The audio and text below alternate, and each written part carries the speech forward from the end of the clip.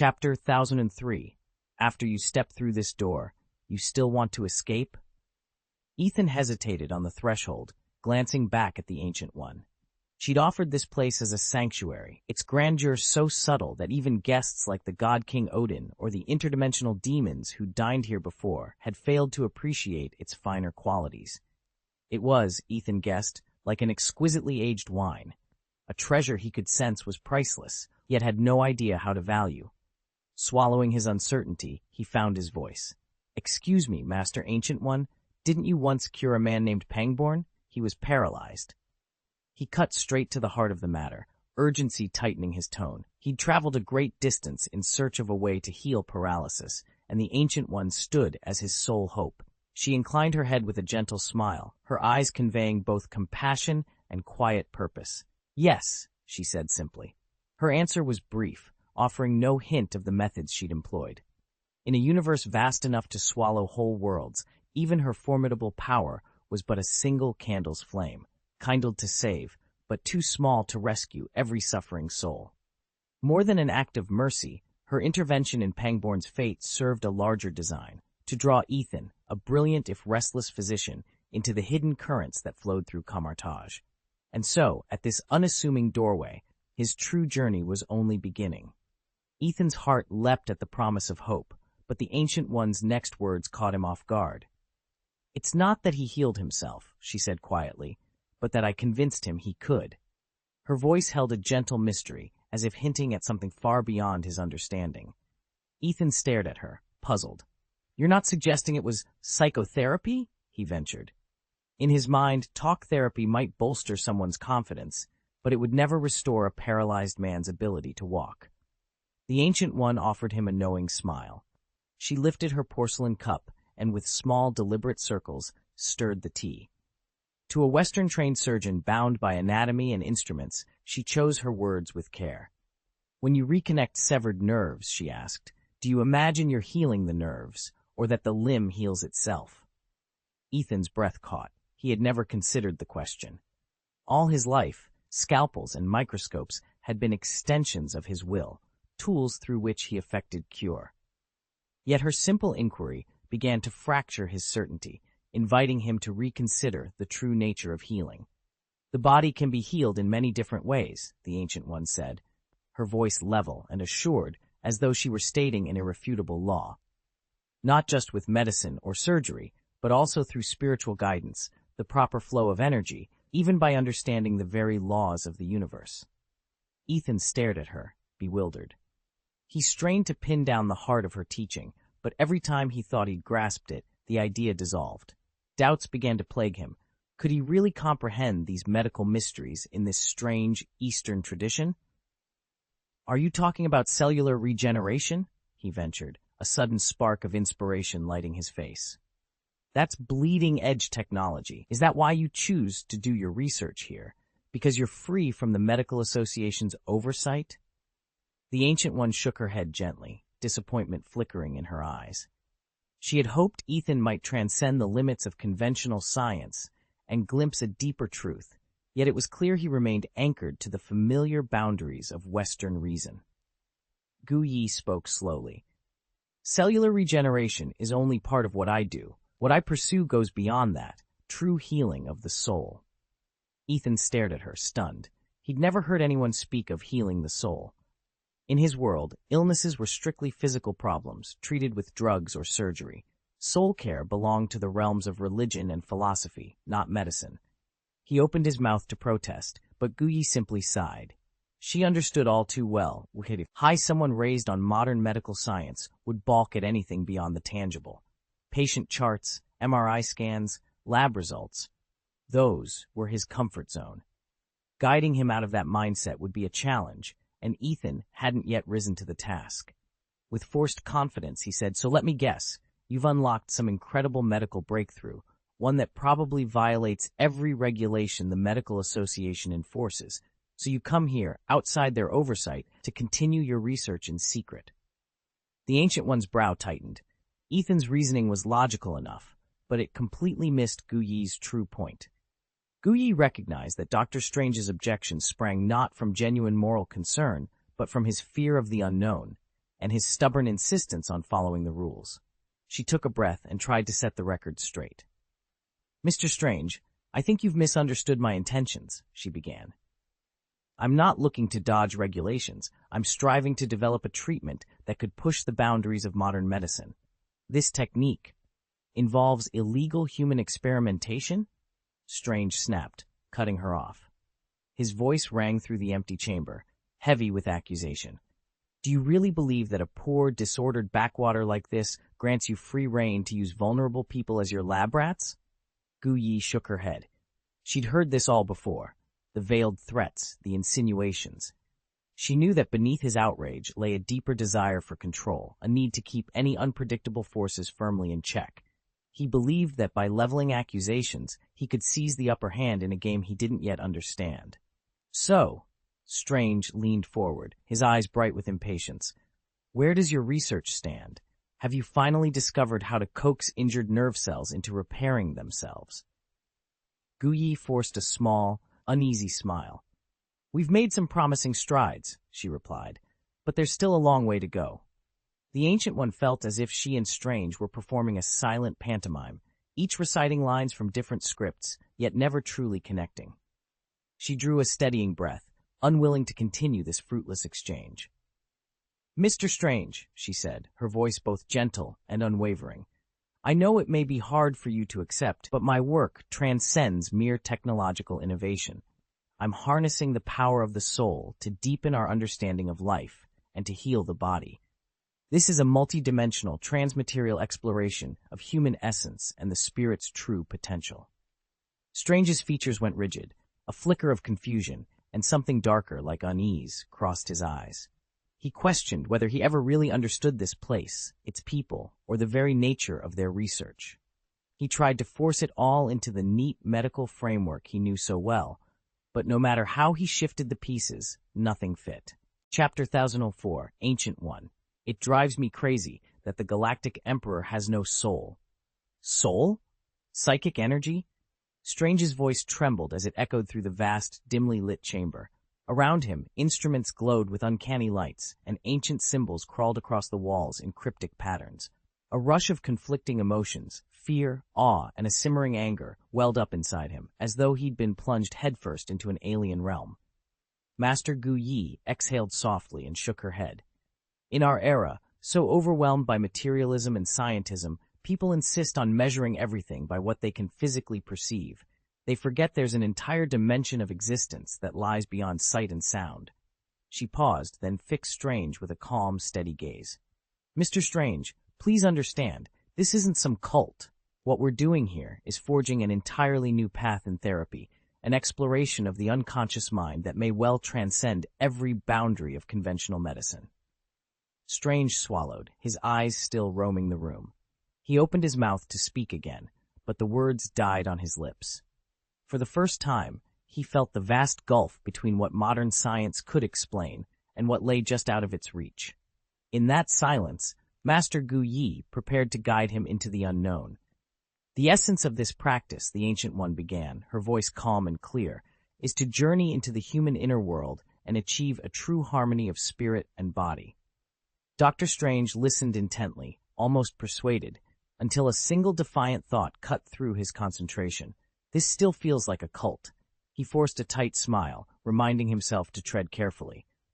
"Master," he said, "I respect your teachings, but I must confess I'm skeptical about the soul. I've never been convinced it even exists." "Why not?" the Ancient One asked softly, her eyes probing. Before Strange could answer, the ornate doors at the far end of the chamber swung open. In walked Ethan, emperor of a distant galactic empire, his posture regal, hands clasped behind his back. The Ancient One's eyelids flickered in surprise. Kamartaj was a sanctuary of mystic wards and ancient wisdom. Its defenses seldom yielded to any outsider. Yet here stood an arriving monarch who had bypassed every subtle barrier with effortless grace, an achievement even the most determined interdimensional entities could not claim. Strange exchanged a look with the Ancient One. Whatever Ethan's purpose, it was clear this visit would test their discipline, and perhaps reshape everything they thought they knew about the soul. Ethan leaned forward, meeting Stephen Strange's eyes with calm determination. Dr. Strange, he began, why don't you believe in the existence of the soul? The Ancient One, seated beside them, tensed at Ethan's challenge, but she said nothing. Instead, she rose gracefully and poured 2 cups of steaming tea, an unspoken gesture of hospitality she insisted on maintaining even when displeased. She placed a cup before Ethan, who only glanced at it. "Did you put honey in this?" he asked, his tone flat. "I don't like honey." The Ancient One's brows lifted in surprise. Then, with a barely perceptible motion of her hands, she wove a silent spell. The honey in Ethan's cup dissolved, as though time itself had been undone in the teapot. Ethan watched with widening eyes. For the first time, Stephen Strange did too. They witnessed the honey vanish before ever touching the tea. Strange's jaw worked in silent awe. He had read about time magic, but he had never seen it in action. Ethan, however, recognized something more. The Ancient One hadn't summoned the Eye of Agamotto or tapped into its relic's power. Instead, she had drawn upon a darker energy, power she'd borrowed from Dormammu, and reshaped it into a precise control over time itself. "Impressive," Ethan said coolly, lifting the cup to his lips, now honey-free. "But you still call it magic." His voice carried no mockery, only the clear challenge of a man who refused to accept answers at face value. Stephen Strange's eyes lingered on the Ancient One, questions dancing behind his gaze. And though Ethan's question still hung in the air, why Strange denied the soul's existence, the simple disappearance of honey had already revealed that in this place, the boundaries of the possible were about to be rewritten. Ethan's eyes drifted past Dr. Strange, as if scanning the sweep of human history. Since the dawn of civilization, belief in the soul has outlasted doubt. From ancient tribes to modern laboratories, cultures and faiths have explored its existence. So why, in this era of unprecedented scientific progress, do we feel compelled to reject an idea once held sacred by so many? Indeed, debate over the soul has never truly faded. Science has yet to furnish conclusive proof, but neither has it categorically disproved its reality. Strange drew a slow breath, collecting his thoughts. "I'm not saying the soul can't exist," he began hesitantly. "But as a physician, I depend on empirical evidence. Without clear, reproducible data, it's difficult for me to accept the concept wholly." The Ancient One inclined his head in understanding. "Your caution is well-founded, Dr. Strange. Although science and magic might seem like 2 entirely different disciplines, both are ultimately quests for truth," Ethan said, leaning forward slightly. "Here at Camartage, we don't pressure anyone to share our views. We simply provide an open platform where anyone can explore, learn, and grow." He offered Dr. Strange a reassuring smile. "Have you ever considered, Mr. Strange, that science itself has its limits? Newton's laws break down at the subatomic scale or near light speed. Perhaps our current scientific framework can't yet account for something as elusive as the soul. That doesn't mean the soul doesn't exist, only that we haven't discovered the right tools or methods to study it." Strange's expression remained solemn as he met Ethan's gaze. "Duration of belief doesn't equate to truth," he countered. "History is littered with theories clung to for centuries, only to be exposed as absurd once the evidence turned up. Would you have me enumerate them all?" A flicker of impatience colored Strange's voice. Strange stood there, radiating confidence, clearly impatient with Ethan's skepticism. "Consider this," he began. "For centuries, people believed the Earth was the center of the universe and that the sun and stars revolved around it. That geocentric model was taught as unquestionable truth. Then came Copernicus and Galileo, Copernicus with his heliocentric theory and Galileo with his observations through the telescope, and the whole notion collapsed. Today we know the Earth is just one planet among many in our solar system. It's a perfect example of how even the most deeply entrenched ideas can turn out to be completely wrong." Ethan inclined his head, acknowledging the point. "History certainly offers plenty of such examples," he admitted. "But that doesn't give us license to dismiss the soul out of hand. Think of cells. No one believed they existed until the microscope made them visible. Before then, cells were purely theoretical. So which is more absurd, the idea of an unseen truth awaiting discovery, or the idea of something like the soul simply because it hasn't been proven yet?" Chapter 1005, The Existence of the Soul. Strange drew in a steadying breath, determined to still the unrest roiling inside him. In this debate, he realized he couldn't rely on intuition or blind faith. He needed rock-solid evidence to support his claim. "I'm certain," he declared, his voice calm but charged with conviction. He straightened his posture. "The soul doesn't exist. That's an undeniable fact." Ethan didn't flinch. A faint smile curved his lips, but there was a hard edge in his gaze. "Then show me your proof," he said quietly, each word measured and deliberate. "What evidence can you offer that the soul, anything like it, simply doesn't exist?" Strange hesitated. He'd never truly examined the question before. To him, the soul's non-existence had always seemed self-evident. Now, confronted with Ethan's challenge, he felt the ground shifting beneath his feet. "If it doesn't exist," he began awkwardly, "why would there be any proof of it?" His voice wavered with a mix of embarrassment and frustration. Ethan's smile deepened, as though he'd been waiting for precisely that answer. "I asked you for proof." Ethan's tone balanced on the knife edge between jest and challenge. "Evidence that the soul doesn't exist." Dr. Strange paused, brow furrowed, and ran a hand through his hair. He combed through every textbook and lecture he'd ever studied, desperate to unearth proof of something defined by its intangible nature. I'm a physician," he began, voice unsteady. "I've stood at countless bedsides, watched patients take their last breath, and never once have I seen a soul." His admission trembled in the air, as though the very notion unsettled him. He straightened, hoping medical authority might tip the scales, but the words rang hollow. Ethan's lips curved into a small, enigmatic smile. He shook his head, leaning back in the chair opposite Strange. "Just because you haven't seen it," he said softly, "doesn't mean it isn't there." Strange swallowed, searching for a retort. "It's not just me," he finally managed, his voice trailing off as curiosity and doubt warred in his eyes. Ethan laughed, a sharp edge of sarcasm in his voice. "Nobody in the entire world has ever seen a soul, you say? Did you personally interview every person on the planet? Did they all look you in the eye and flat out declare, 'Souls don't exist'?" Strange opened his mouth, but no words came. He felt the discussion slipping away from him, trapped by Ethan's carefully laid logic. He searched for a new argument, yet every line of reasoning seemed to lead him back into the same corner. "So," Ethan pressed on, spreading his hands in mock surrender, "you have absolutely no evidence, just your own opinion, and you're asking the rest of us to accept that souls are impossible?" His tone carried both reproach and disappointment. Is that really how a scientist, a doctor who prides himself on materialist principles, should debate? Strange's face tightened. His professional pride and personal beliefs felt under attack, and he knew in his heart that he hadn't provided any solid proof. He had staked everything on a conviction that, for the moment, he could no longer defend. Ethan inhaled deeply, forcing his racing thoughts to still. When he finally spoke, his voice was calm but resolute.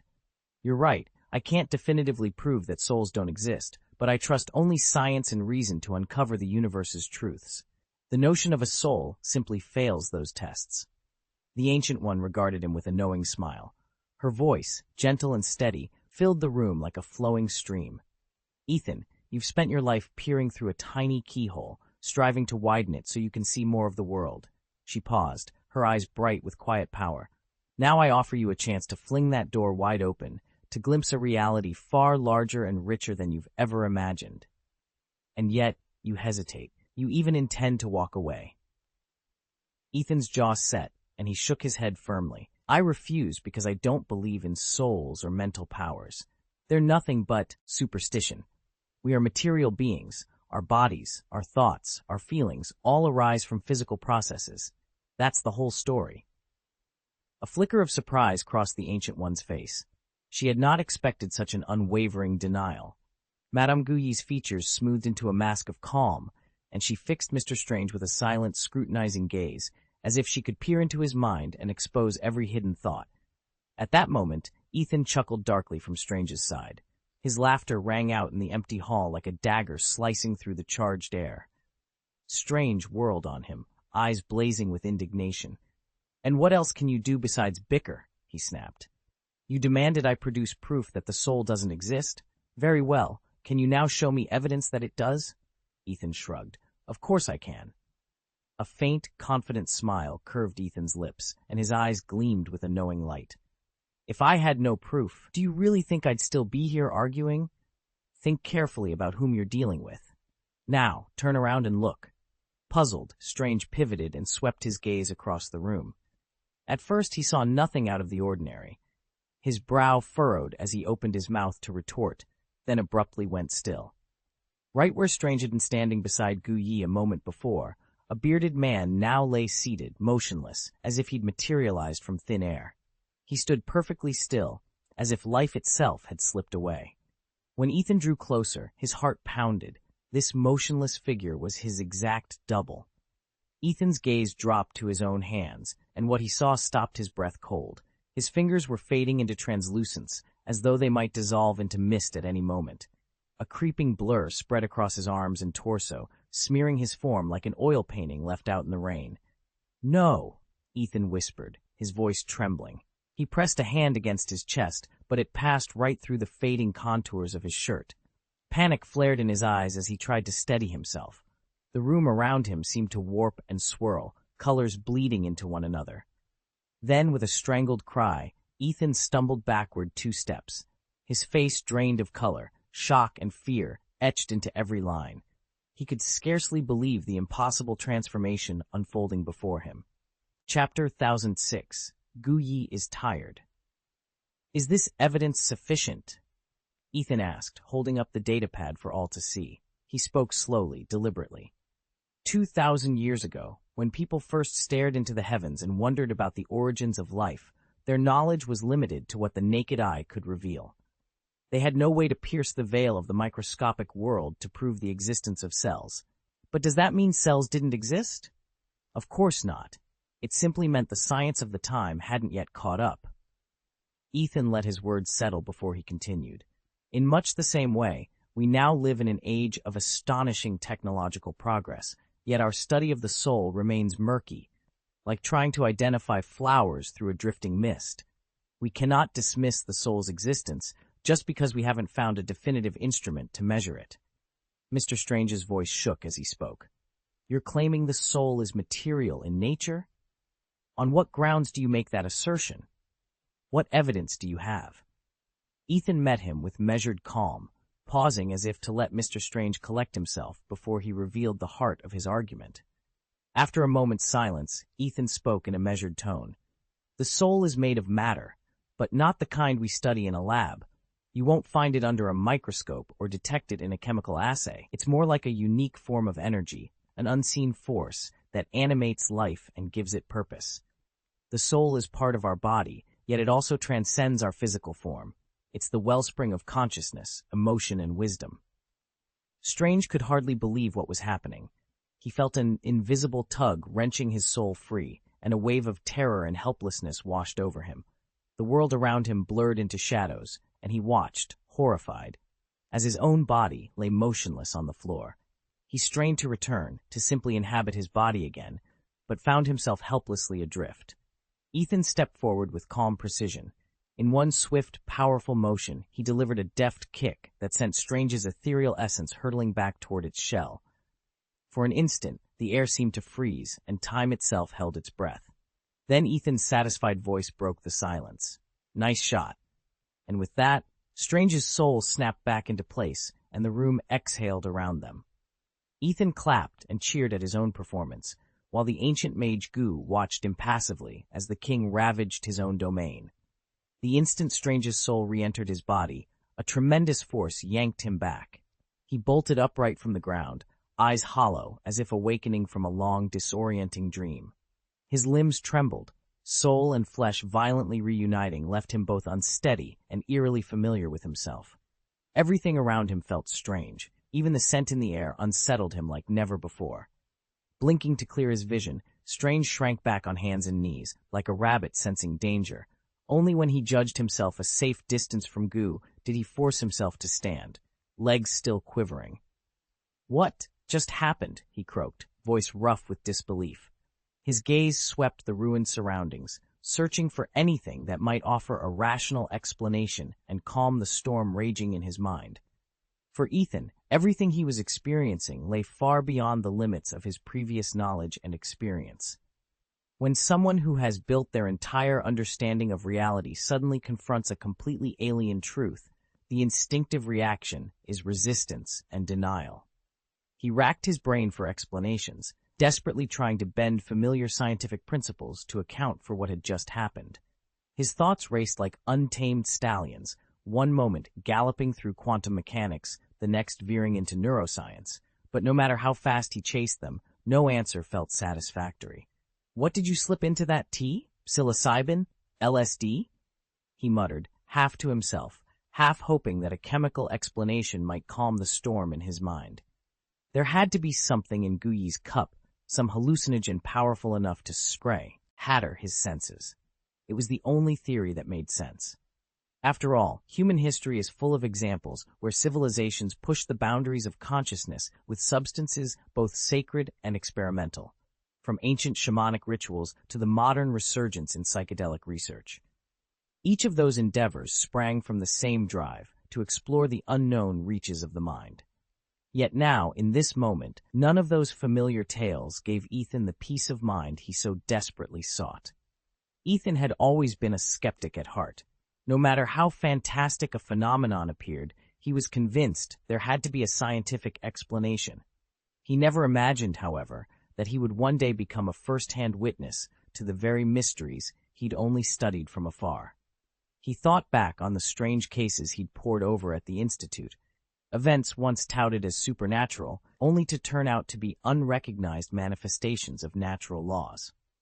Even the revered legend of Jesus Christ, the Son of God, has its detractors. A strand of rationalist scholars insists that the famed miracles are best explained by mass hypnosis. According to their controversial theory, these awe-inspiring stories are collective illusions born of the human psyche under particular historical pressures. They argue that our minds, when linked in groups, can conjure and reinforce beliefs so powerful that ordinary events take on miraculous significance. "In your previous state," the Ancient One said, her voice calm and resonant, "your soul was torn from your body in an instant. Now you walk in a realm that belongs only to the spirit." Ethan's chest heaved as he struggled to steady his breathing. A cold sweat trickled down his forehead, soaking his tunic and leaving him momentarily stunned. He closed his eyes, trying to collect the shattered fragments of memory, each one flickering and dissolving before he could grasp it. What had he just endured? He opened his eyes and looked up at the Ancient One, his gaze filled with equal parts fear and bewilderment. "Why did you do that?" he demanded, voice trembling. "Why make me go through all of that?" The Ancient One's lips curved into a gentle, knowing smile, part compassion, part stern resolve. "Ethan," she replied softly, "there is far more in this universe than any of us can imagine. Our waking knowledge is but a single drop in an endless sea. You cannot awaken someone who chooses to sleep, but sometimes all it takes is a decisive shock to bring them to their senses. For a true seeker of wisdom, a simple, forceful lesson can be more enlightening than years of placid study." Ethan stared at her, astonishment mingling with reluctant understanding. Her words resonated deep within him, carrying an authenticity he couldn't deny. The Ancient One said nothing further. She had once traversed those same bewildering realms herself, and she knew that the greatest lessons were those one discovered alone. Chapter 1007, Open Your Eyes and See the World. As the Ancient One spoke, she raised her right hand and gently pressed her thumb to Ethan's forehead. The instant their skins met, a warm, potent energy surged into him, coursing through every fiber of his being. His eyes flew open, but the world before him warped and dissolved, as though reality itself were unraveling.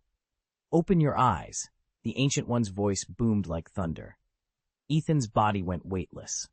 He rocketed upward, bursting through the ceiling of the sanctum and shooting into the night sky. He pierced the clouds, left the earth behind, escaped the atmosphere, and then floated alone in the boundless cosmos. Immense loneliness seized him. He felt no larger than a speck of dust drifting through infinity, and yet, against that infinite blackness, something small and brilliant appeared. A yellow butterfly, its wings shimmering with an otherworldly glow. It hovered just beyond Ethan's outstretched fingers, like the brightest star in the void, beckoning him closer. Ethan reached out curiously, trying to catch the mysterious butterfly. But the moment his fingers closed in, it was as if he'd flipped an unseen switch. Though he'd already broken free of Earth's gravity, an invisible force seized him and sent him plummeting even faster through the void. At that instant, the Ancient One's voice filled his mind, part wind rustling through leaves, part distant alarm bell. You believe you understand how the world works. You think you know the nature of the universe. But have you ever asked yourself what is true and what is false? What hidden secrets lie beneath your certainty? Your journey has only just begun, Ethan. What you are about to face is a cosmic truth far more complex and profound than you can imagine. No sooner had the words faded than Ethan found himself swept into a realm of wonders. He had never seen or even heard of anything like it. All around him, stars were born and died in a blink. Vast galaxies swelled and contracted. Time and space twisted in impossible patterns.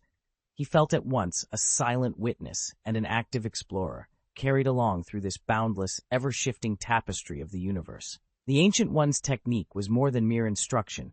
It was a true mystical initiation. With the faintest whisper of incantation, she channeled her centuries of knowledge, every vision, every insight, directly into Dr. Strange's mind. The effect was instantaneous. Strange felt his consciousness wrench free of the familiar world and plunge into a realm without boundaries. Time unraveled, space twisted and folded in on itself. Streams of raw information glowed like constellations, surging and crashing in tides of thought. He struggled to seize each fragment of light, to decipher and integrate it faster than it vanished.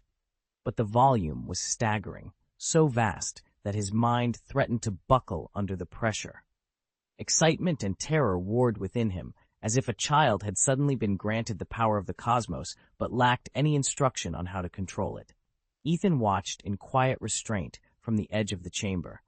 He didn't intervene. This was Strange's trial alone, the crucial ordeal that would determine whether he could one day wear the mantle of Sorcerer Supreme. For in that torrent of ancient wisdom lay far more than teachings. It was an extreme challenge to Strange's will, endurance, and very identity. When the storm of knowledge finally subsided, only then would his true transformation begin. Ethan felt himself drifting in a realm unlike any he'd ever known, the dark dimension of Dormammu, where time moved on an entirely different axis. Only those who truly withstand its oppressive power can exploit that temporal gap, using it to accelerate their own growth until they stand as guardians of our world. Had he lacked the Ancient One's guidance, Ethan would never have risen so swiftly. Mere tomes in Kamartaj's library could not have prepared him for this. Alone in that alien expanse, he resembled a mighty oak uprooted and replanted in unfamiliar soil, his roots reaching out in every direction in search of purchase.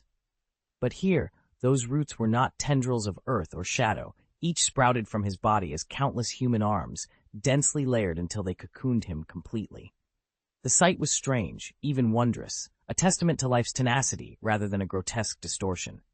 A whisper echoed through the void. This world is but one of infinite worlds. Existence stretches beyond measure. The Ancient One's voice, gentle yet unwavering, cut through the mist shrouding Ethan's mind. It was the sound of wind rustling leaves, of distant thunder rolling across storm clouds, ancient, elemental, unwavering. In her tone, he found reassurance and resolve, as if she were opening a window onto a vast horizon he had never dared to imagine. Some worlds shine with innocence and purity, as tranquil as the heavens.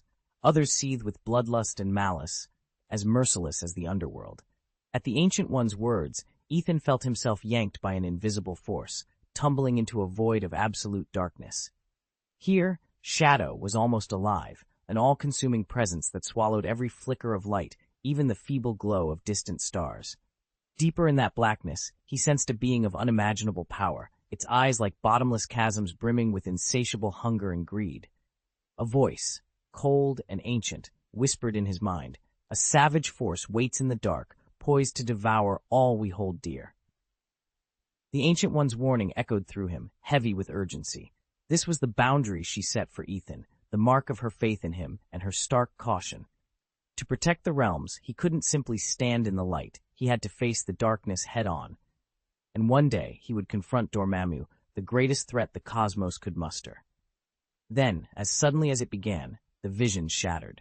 Ethan's surroundings snapped back into focus, and he found himself kneeling at the Ancient One's feet in her sanctum, heart pounding, every nerve alive with the memory of those abyssal eyes. Ethan's clothes were soaked with sweat, and his legs trembled from a mix of fear and shock. He stared up at the Ancient One, his eyes alight with awe and longing. "Teach me," he begged, voice quivering as he pleaded for the unknown power he'd only just glimpsed, and for the chance to transcend his own limits. The Ancient One met his gaze, then shook her head gently, her tone calm but unyielding. "No." Ethan's heart plummeted. He blinked up at her, disbelief and frustration warring on his face. He had seen the hidden realms, felt the raw force that lay beyond the veil. Why deny him the chance to explore further? Silently, the Ancient One watched his shoulders sag, the confusion in his eyes. She sighed inwardly, understanding all too well. His wonder was like that of a newborn gazing into a vast, unseen world, brimming with curiosity and insatiable hunger for everything it held. Chapter 1008. Discussion between the Supreme Sorcerer and the Emperor. Ethan's insatiable thirst for knowledge consumed him, leaving little room in his mind for anything else. Yet the Ancient One knew he was not ready for deeper mystical training. Arrogance still lingered in his heart, a deadly overconfidence in his own abilities, like a hidden bomb that could go off at any moment and shatter everything he'd built. She could not let history repeat itself. She remembered another promising pupil, Cassius, whose brilliance and curiosity had once rivaled Ethan's. Over time, however, ambition and pride overtook Cassius, driving him down a path of betrayal. Ethan must not make the same mistake. "Ethan," the Ancient One's tone suddenly turned sharp. "Do you understand where you are?" He hesitated. "I thought this was a place I could visit whenever I chose, learn whenever I wished, and walk away if I grew bored." She fixed him with a steady gaze. "No. This is no casual school. The knowledge held here is the culmination of countless years of discovery and sacrifice. You cannot treat it like a pastime or a hobby. If you genuinely seek mastery, you must devote yourself wholly, without hesitation, without half measures." "They are not tools to satisfy your personal desires," the Ancient One said, her voice calm but firm. "They are the power we wield to protect this world and uphold justice." Strange began, but before he could finish, she swept her hand through the air. An invisible force thrust him backward, and the great wooden doors of Kamar-Taj swung shut with a thunderous crack, sealing him from the sanctum within. "No, no, no." Strange staggered, nearly collapsing. Gathering his strength, he lunged at the doors, slamming his fists against them.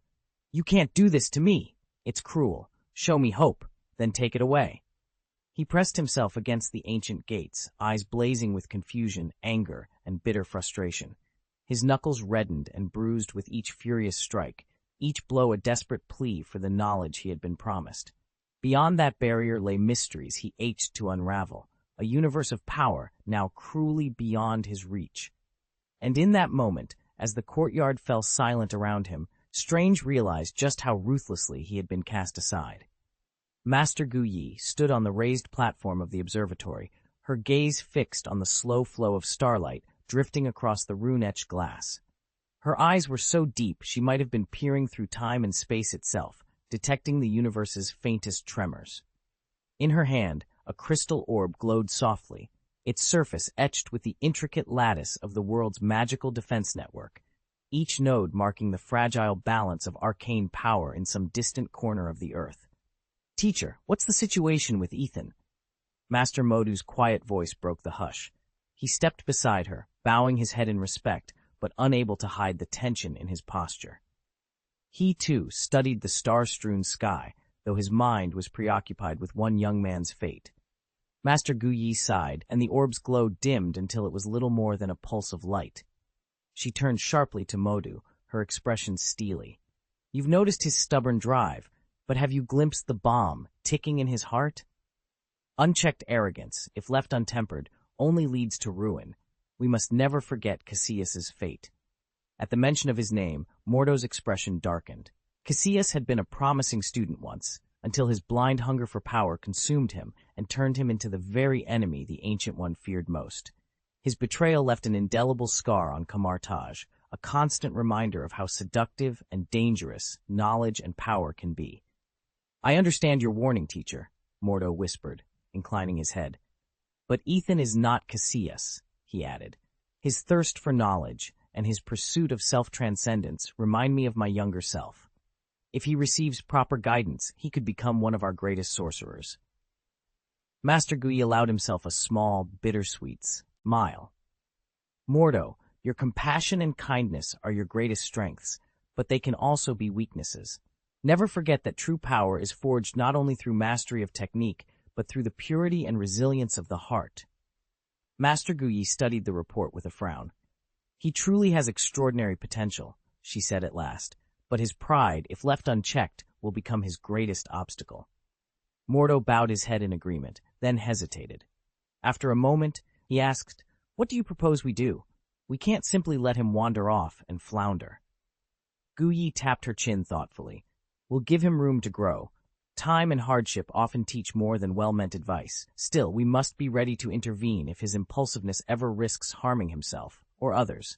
Discreetly observe him and step in only when absolutely necessary." "Understood," Mordo replied, inclining his head before slipping away. Left alone in the quiet study, Ethan hesitated at the threshold. His gaze fell on a low wooden chest carved with intricate runes, Master Guyi's private collection. He knelt and lifted the lid with trembling fingers. Inside lay a trove of rare tea, each leaf a vivid emerald green, exuding a fragrance so subtle it seemed steeped in centuries of wisdom. Rumor held that even a single ounce was worth its weight in gold. Ethan closed his eyes, breathing in the scent. He knew he was treading a fine line, borrowing without permission, but he couldn't resist. He scooped a few leaves into a small pouch, replaced the lid, and slipped away as quietly as he'd come, the tea's faint aroma lingering in the air like a promise of untold power. Master Guyi would surely notice its absence, but for Ethan, the risk was a small price to pay for a chance at something extraordinary. Ethan watched in silence as the Ancient One offered him a faint, almost wistful smile, one that seemed detached from everything around her. With calm, practiced precision, she reached for the tea leaves and began to brew. Every movement was measured and graceful, as though she were conducting a timeless ritual rather than simply making a cup of tea. "To me," she murmured, her voice soft and contemplative, "these fleeting pleasures of the world are like passing clouds." She paused to swirl the teapot, letting the hot water coax the deepest flavor from the leaves. "We arrive into life with nothing, and when we leave, we take nothing with us. Soon I will set out on my journey to the eternal God. What purpose is there in clinging to earthly things?" Ethan had noticed a quiet change in her these past days. Her connection to this realm was gently loosening, a sure sign that her departure was near. She would soon follow the footsteps of the eternal God into whatever lay beyond, and in that light, all material wealth seemed trivial. "But there's one thing that puzzles me," she added, her tone shifting as she poured the steeped tea into 2 small cups and handed one to Ethan. "Strange, Dr. Strange, I mean, his stubbornness, his pride, that ambition he can't hide." She inhaled the steam rising from her cup, eyes distant. "He reminds me of what I used to be." Then, looking directly at Ethan, she shared the thoughts she had kept close to her heart about the man who wore the cloak of levitation. Silence settled again between them, filled only by the gentle clink of porcelain and the soft rustle of the Ancient One's robes as she prepared to speak further of Strange's fate and of her own.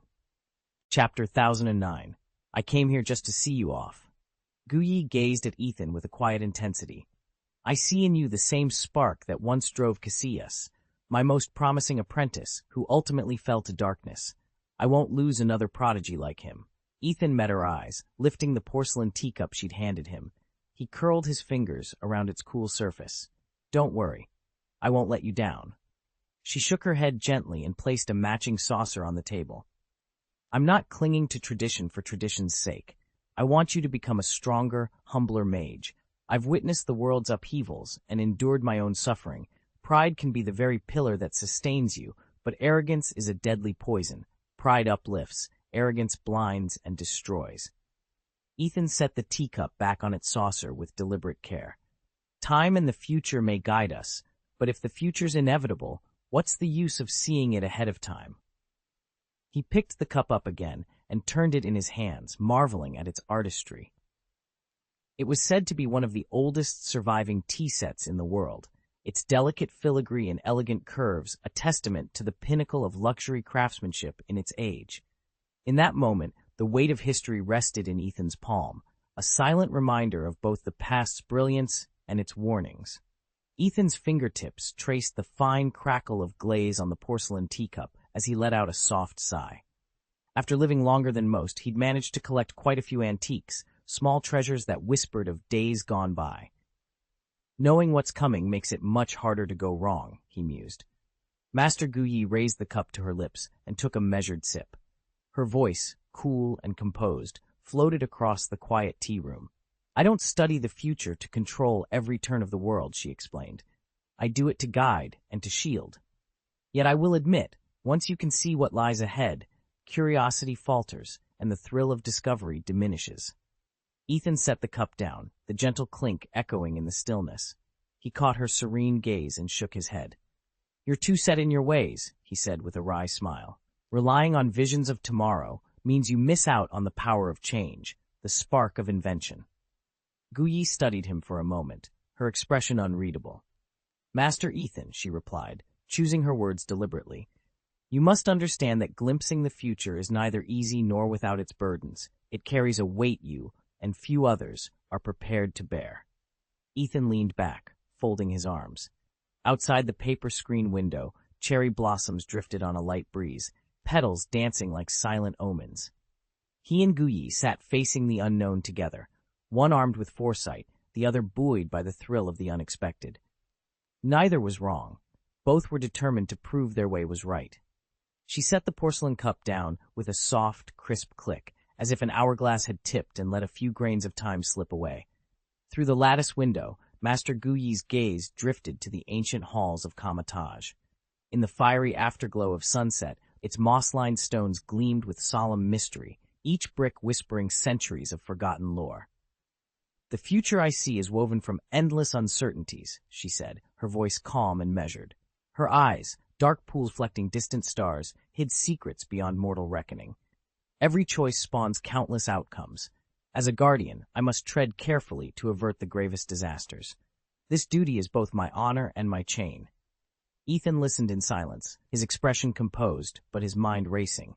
He could scarcely fathom the sacrifices Master Guyi had borne to shield the world. Yet he too held his own visions, and a very different hope for what lay ahead. But it's precisely those uncertainties and variables that give life its charm, Ethan countered. If everything were predictable, we'd lose all joy in exploration. We work hard because the future is full of unknowns and possibilities. It's those unknowns that compel us to take bold steps, pursue our dreams, push our limits, and craft our own miracles. Master Guyi watched him with a gentle smile playing at her lips. She valued Ethan's perspective and honored his choice. In her eyes, every person's attitude toward life is unique, just as no two leaves are identical on the same tree. Her own path had demanded sacrifice and borne great responsibility, but it was one she had chosen willingly. As guardian of Kamatage, she accepted that duty as her mission. Young people like Ethan, or Strange, for that matter, hungered for freedom and discovery, eager to write their own legends in their own way. That youthful energy, that craving for the unknown, is precisely the force that propels the world forward and fuels its constant evolution. All His Majesty wants, it seems, is to plan my funeral. Master Guyi's tone was laced with playful relief, as if she'd plucked that thought straight from Ethan's mind. Behind his calm, distant exterior, she recognized emotions he'd rather keep hidden. Ethan tensed. He was certain the Time Stone couldn't peer into his consciousness or sway him. After all, he'd long since surpassed the confines of a single universe and ascended to the multiversal plane. And yet, her words resonated. You're right, the Time Stone cannot read your thoughts, Guyi said, a knowing smile playing on her lips, her eyes bright with insight. But it can detect the ripples you leave behind. Ethan's gaze sharpened. He understood her meaning. While the stone could not observe him directly, she commanded disciples, Kamatage among them, and an entire world of witnesses. Tracing their experiences, the subtle disturbances in time and reality, she could piece together his actions and even anticipate what he might do next. Ethan chuckled softly. He'd always prided himself on his strength and composure, but in the face of this ancient sorceress, he felt unmistakably green. He shook his head ruefully and said, "I suppose even the oldest ginger root still has its bite. I underestimated your wisdom." The Ancient One offered him a gentle, knowing smile, but said nothing further. She respected Ethan's acknowledgement. After all, few in the multiverse could claim insight or raw power comparable to his. Yet despite her own age and mastery, she remained intrigued by his abilities. Finally, she broke the silence. "There's something I've been pondering. The veil between life and death. What did you glimpse of the hereafter?" Ethan's smile faded, and he leaned forward. "You saw something, didn't you? What did it look like?" The Ancient One's features darkened for a moment, as though recalling a distant, solemn vision. She inhaled deeply, her voice hushed. "I witnessed a ceremony, centuries from now, where I was carried away by hooded acolytes. The ritual was solemn and shrouded in mystery, every gesture precise, every word an incantation. It felt inevitable." Ethan met her gaze, equally sober. "A final rite," he murmured. "Then perhaps what you saw isn't just an end, but a transformation. Death can be a bridge, not a barrier." The Ancient One regarded him thoughtfully. "Perhaps you're right, but knowing it will come, seeing myself relinquish this life, changes everything." She paused, searching the depths of his eyes. "I wonder now, is that fate fixed, or can even the threads of destiny be rewritten?" Chapter 1010, 9 Dragons Pulling the Coffin, the Supreme Mage's Card. Ethan's heart skipped a beat at Master Guyi's words. Deep down, he sensed that what she was about to describe was far from mundane, but he kept his expression neutral. "Oh, what kind of ceremony was it?" he asked. Master Guyi fell silent for a moment, her gaze drifting off into memory. When she spoke, her voice was low and measured. "I'd never seen anything like it," she began. The black-robed bearers carrying ornate coffins, that was only the beginning. Up on Kunlun Mountain, every spirit there bowed in reverence as dark clouds swirled above. Then, out of the storm, 9 great dragons unfurled their wings and descended, dragging behind them a jade-green coffin, the coffin of the gods. The entire sky seemed to tremble as they brought it down from the heavens. She paused, as if still feeling the echo of that thunderous moment. Among the people, they whispered old sayings. When an immortal takes their seat and passes on, the thunder of the celestial court welcomes them home. When 9 dragons pull the coffin, the divine bier entombs the immortal's form. Ethan's eyes widened. He felt a surge of conflicting emotions, surprise, reverence, and oddly enough, a spark of excitement. The image of 9 dragons hauling a god's coffin through storm-lashed skies was breathtaking. Could he someday orchestrate something so grand? The thought sent a thrill through him. Even in his wildest dreams, he could never have painted a scene so spectacular. Yet now, every fiber of his being longed to witness it, perhaps even to command its power himself. Ethan had originally planned a light-hearted, even whimsical send-off for the Supreme Master. Maybe a nod to the viral dancing pallbearers meme, or a 7-cup singing contest in her honor, turning what should be a tearful farewell into something celebratory. But now his mood had shifted completely. Nothing less than 9 dragons bearing her coffin would do, a gesture that spoke not only of profound respect, but of the highest praise for all she had accomplished. For thousands of years, the Ancient One had stood as humanity's hidden sentinel, repelling endless waves of dimensional demons, thwarting Asgardian ambitions, and safeguarding Earth from every conceivable threat. Her sacrifices exceeded the wildest imaginings of ordinary mortals.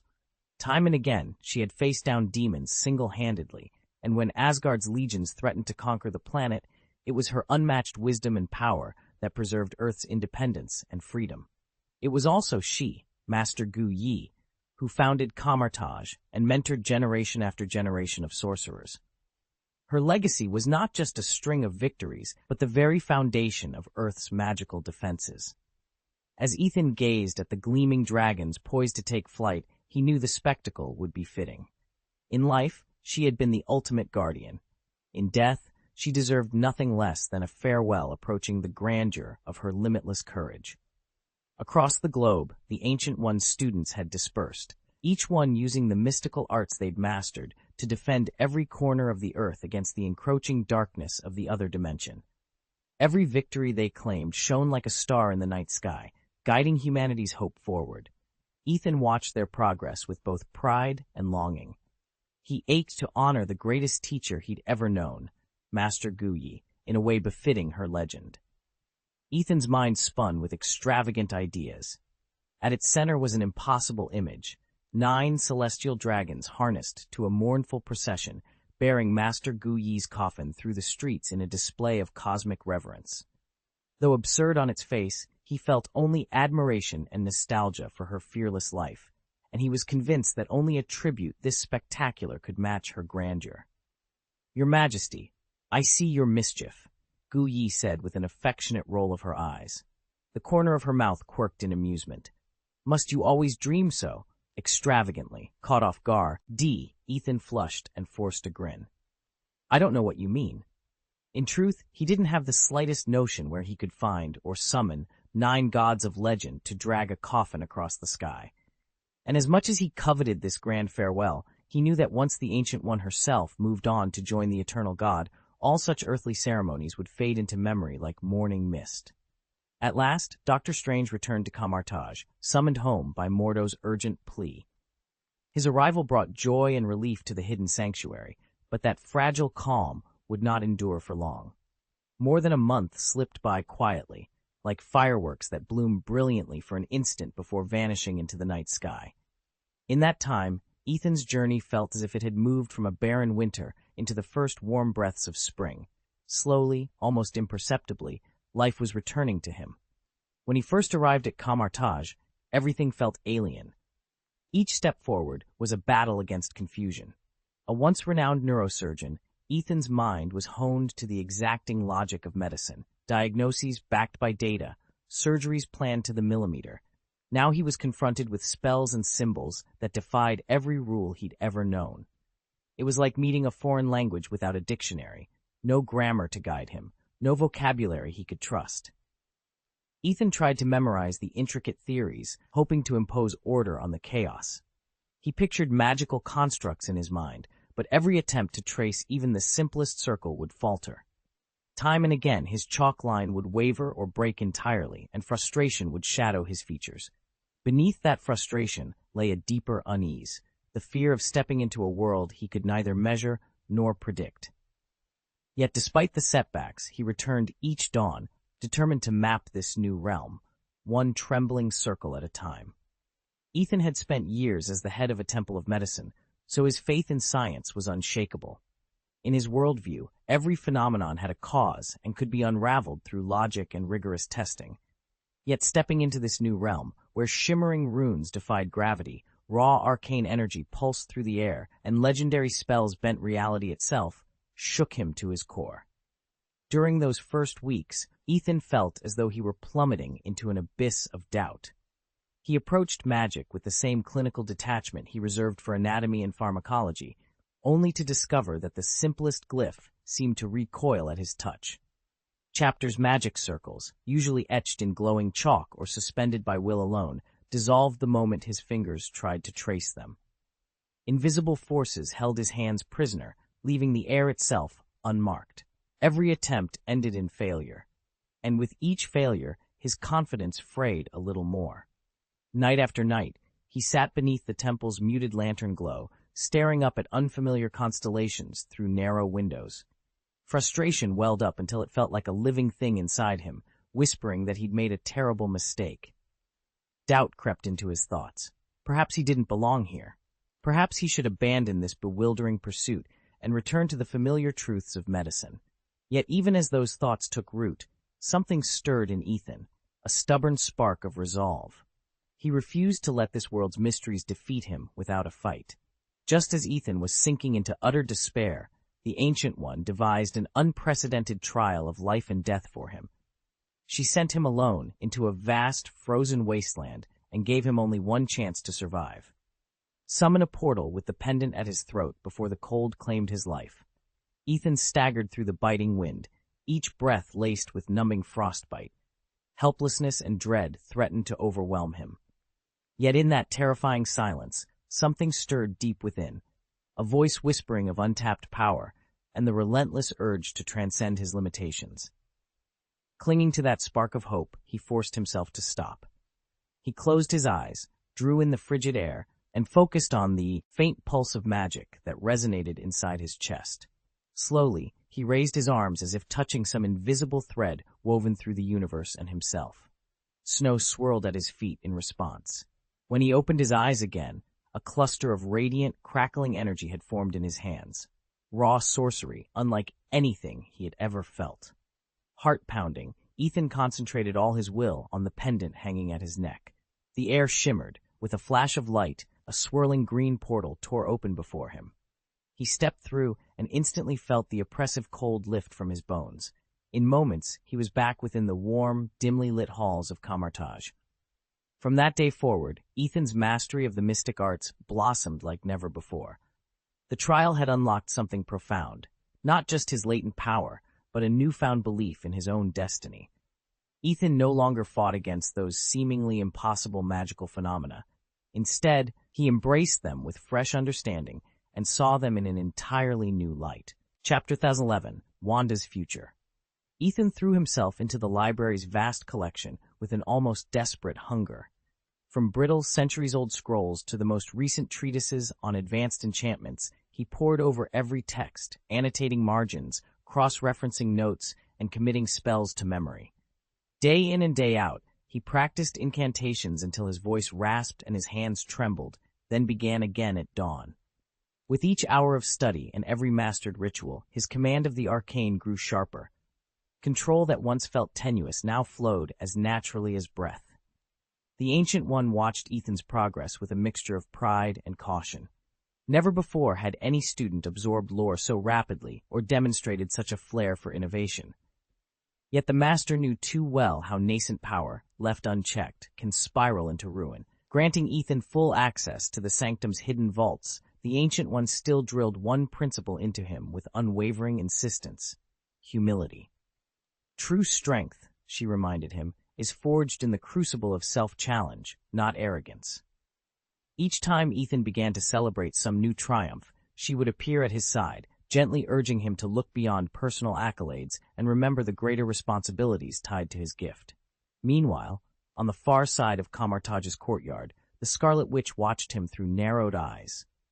Ever since she was a child, Wanda Maximoff had demonstrated an extraordinary aptitude for chaos magic, an elemental force capable of bending reality and reshaping destiny itself. Yet as she observed Ethan breezing through tomes that once bewildered even her, a knot of unease tightened in her chest. He was young, yes, and untested, but his raw talent and relentless dedication threatened to overtake hers in record time. Wanda's thoughts drifted to her own journey, the battles she'd waged, the hidden corners of her power she'd discovered, only at great cost. If Ethan's ascent continued unchecked, what would become of her place in this hidden world of mystics? Determination flickered behind her steady gaze. Rather than retreat into resentment, she resolved to push herself harder, to delve deeper into the mysteries of chaos magic, to master the unruly energies she alone could wield. In the silent stillness of the courtyard, two prodigies gazed at one another, each intent on forging a destiny that neither could predict, and neither would willingly surrender. Wanda is one of the few students at Kamar-Taj capable of wielding truly formidable power, second only to the Ancient One himself. At first, she'd written off Dr. Strange, the former neurosurgeon turned sorcerer. How could someone whose training lay in medicine ever make real progress in the mystic arts? But over time, his relentless determination won her over. She watched him throw himself into every lesson, recover swiftly from each setback, and refuse to give up no matter how difficult the spell. His perseverance earned her respect, and before long she was actively seeking him out to compare theories, swap insights, and spar in the practice halls. Quietly, as they trained side by side, their relationship deepened. From a nearby alcove, Ethan observed the pair and finally turned to the Ancient One, who surveyed the apprentices with calm, knowing eyes. "Master," he asked, "what do you see in Wanda's future?" The Ancient One's gaze remained steady. "It matters little what title she bears. Wanda is destined to become a guardian. Her potential is self-evident. Once she fully masters chaos magic, her power will be more than enough to accomplish anything she sets her mind to." The choice of whether Wanda stays here at Kamartaj or ventures into the wider world rests entirely with her, the Ancient One said calmly. There's no need to debate her potential. If she masters chaos magic, she can wield it without constant peril. I have already glimpsed the threads of her fate. She is meant to be a guardian of our future. Ethan's face darkened. I'm not convinced. The Ancient One regarded him with gentle patience. Ethan pressed on. Wanda's heart is bound by her obsession with love, that deep fragility, that sensitivity. If her emotions tip too far, she won't save the world. She might destroy it in a blind fury. She could slip into another universe and snatch another version of her child, or worse, take her own life in despair. Do we really want someone so volatile wielding uncontrolled power? She simply lacks proper guidance, Ethan added, voice tight. Guyi frowned, her gaze drifting to where Wanda had been training. She knew better than most the intoxicating and perilous nature of chaos magic, and she recognized the conflict raging within Wanda's soul. She still firmly believes that Wanda can become a great guardian. She only needs the right guidance. Chaos magic is powerful, Guyi insists, but it isn't uncontrollable. Once Wanda learns to command it, instead of letting it command her, she'll be a true guardian. Ethan exchanged a knowing look with Master Guyi. Guyi, he challenged, how can you be sure the future you foresee isn't already reshaped by Wanda's chaos magic? What if she's altered it herself? His question fell like a stone into a still pond, sending silent ripples through the room. Guyi frowned, sinking into deep thought. She knows chaos magic can rewrite destiny, even blind the time stone itself. If Wanda truly decides to change what's to come, not even the Ancient One could predict the outcome. After a long pause, she finally sighed. Maybe, that is the real future. Ethan offered a reassuring smile, easing the tension as Guyi filed the possibility away in her mind. Later that night, Wanda practiced her spells alone in the dimly lit chamber.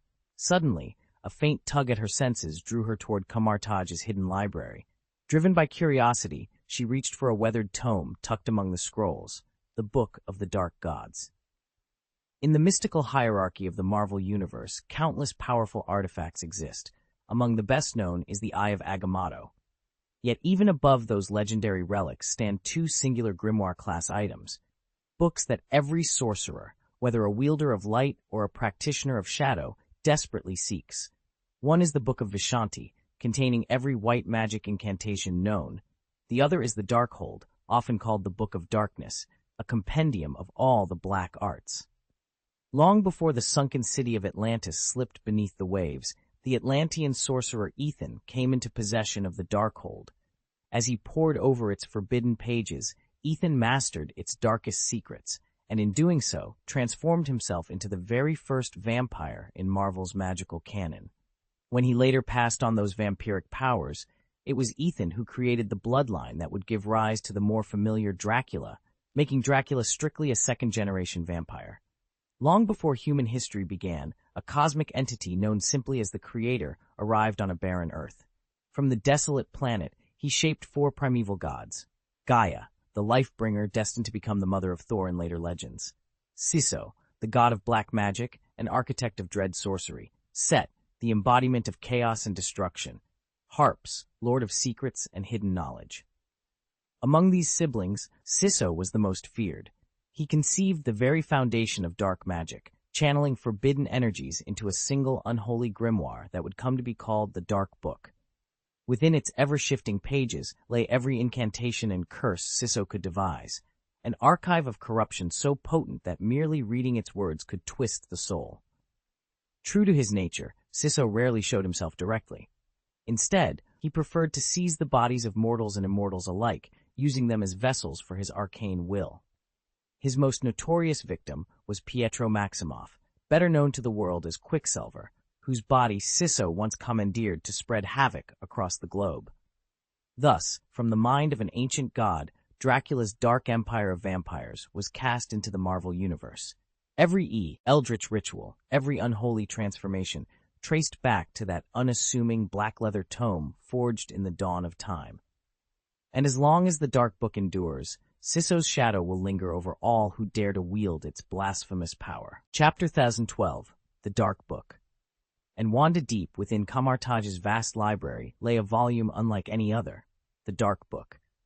It stood in perfect opposition to the Book of Vishanti, the sacred white magic grimoire gifted by the Trinity God. Every time a page vanished from the Book of Vishanti, its counterpart in the Dark Book would fade from view, as if the two tomes shared a single life force. Though its pages held unparalleled black magic, the Dark Book preyed on the heart and mind. Its wicked power corrupted all who dared to use it, and its secretive dwarven guardians whispered temptations to the curious and the ambitious alike. Ethan had once been lured by rumors of its might. One careless glance could seal a soul's fate, binding it forever to the sorcerer Sithon, turning the reader into a mere puppet. Now, unaware of these horrors, Wanda found herself drawn to that very volume. Surrounded by centuries of arcane lore, she paused only a moment before lifting its cover, unaware that one wrong word, one wrong spell, could cost her everything. Snap! A sharp crack echoed as Wanda's fingertip brushed the page. Before she could delve deeper, a powerful hand shot out and clamped down on the book's spine, halting her movement. Wanda staggered back, her heart pounding as if she'd just been yanked from a nightmare. She whirled around to see the man who'd materialized beside her without warning, Ethan. "This isn't something you should be touching," Ethan said, his voice calm, a faint smile playing on his lips.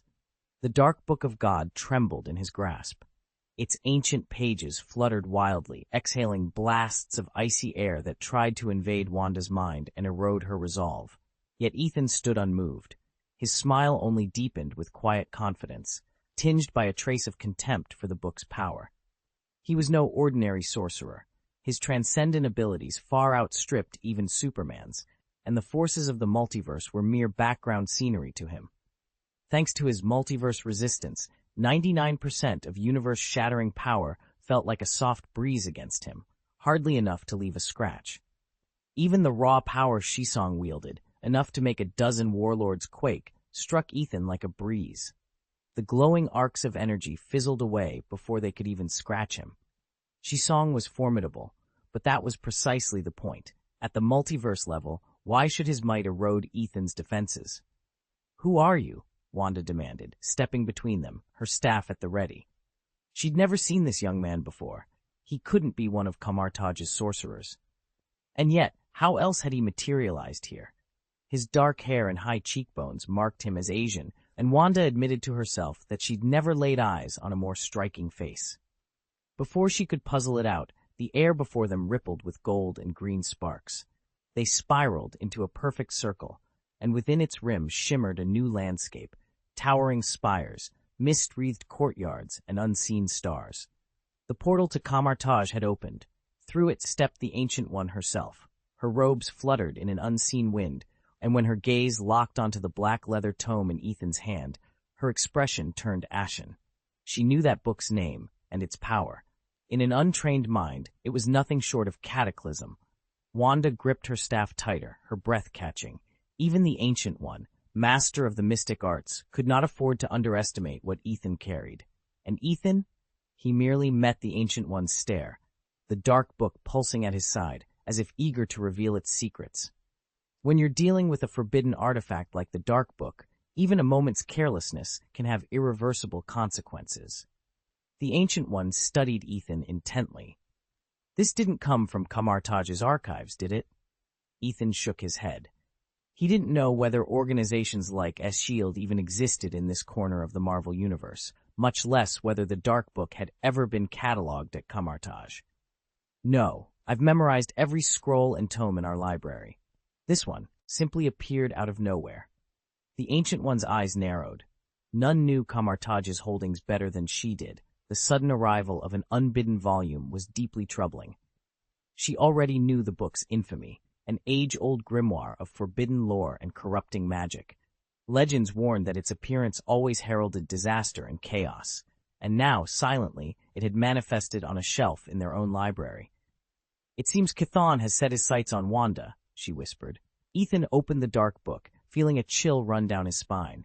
The strange symbols writhed across the pages as if alive, twisting, slithering, and beckoning him toward his darkest desires. Ethan stood as unmoving as a carved statue, his gaze cool and logical. "Master Gu Yi, The power sealed within this book is too dangerous. Even we must be extremely cautious. The Ancient One, Guyi, inhaled deeply, then let his eyes travel from Wanda to Ethan and back again. At last, he inclined his head. You're right, Ethan.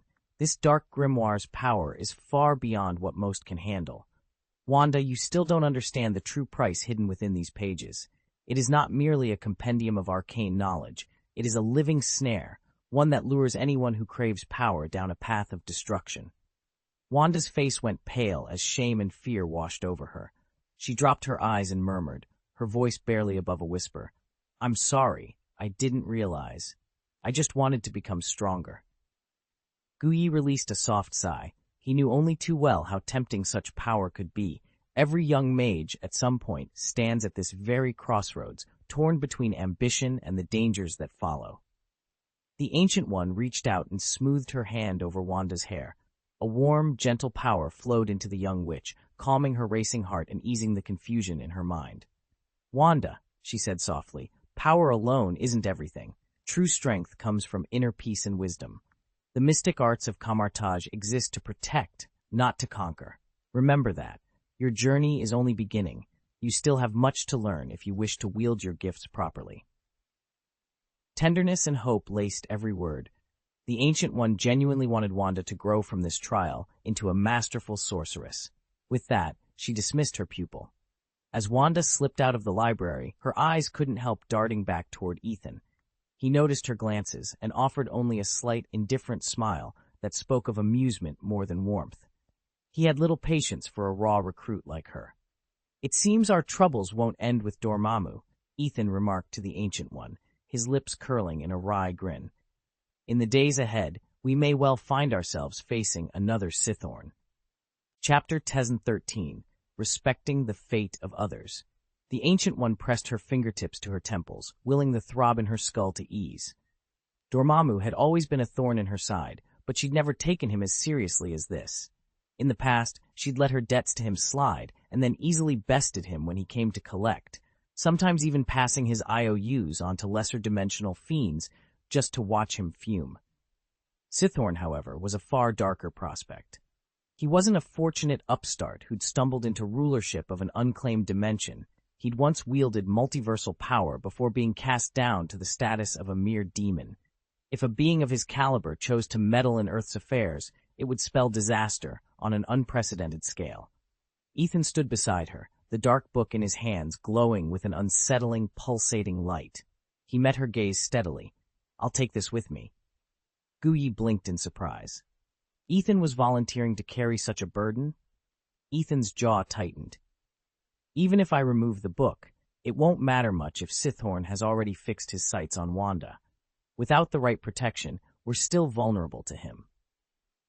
Although the Dark God Book was Sithorn's primary tool for channeling power and bending reality, its loss didn't free the world from his reach. Think of it like the way the red tank draws strength from Sidorak's ruby, a gemstone forged from the evil god's own magic.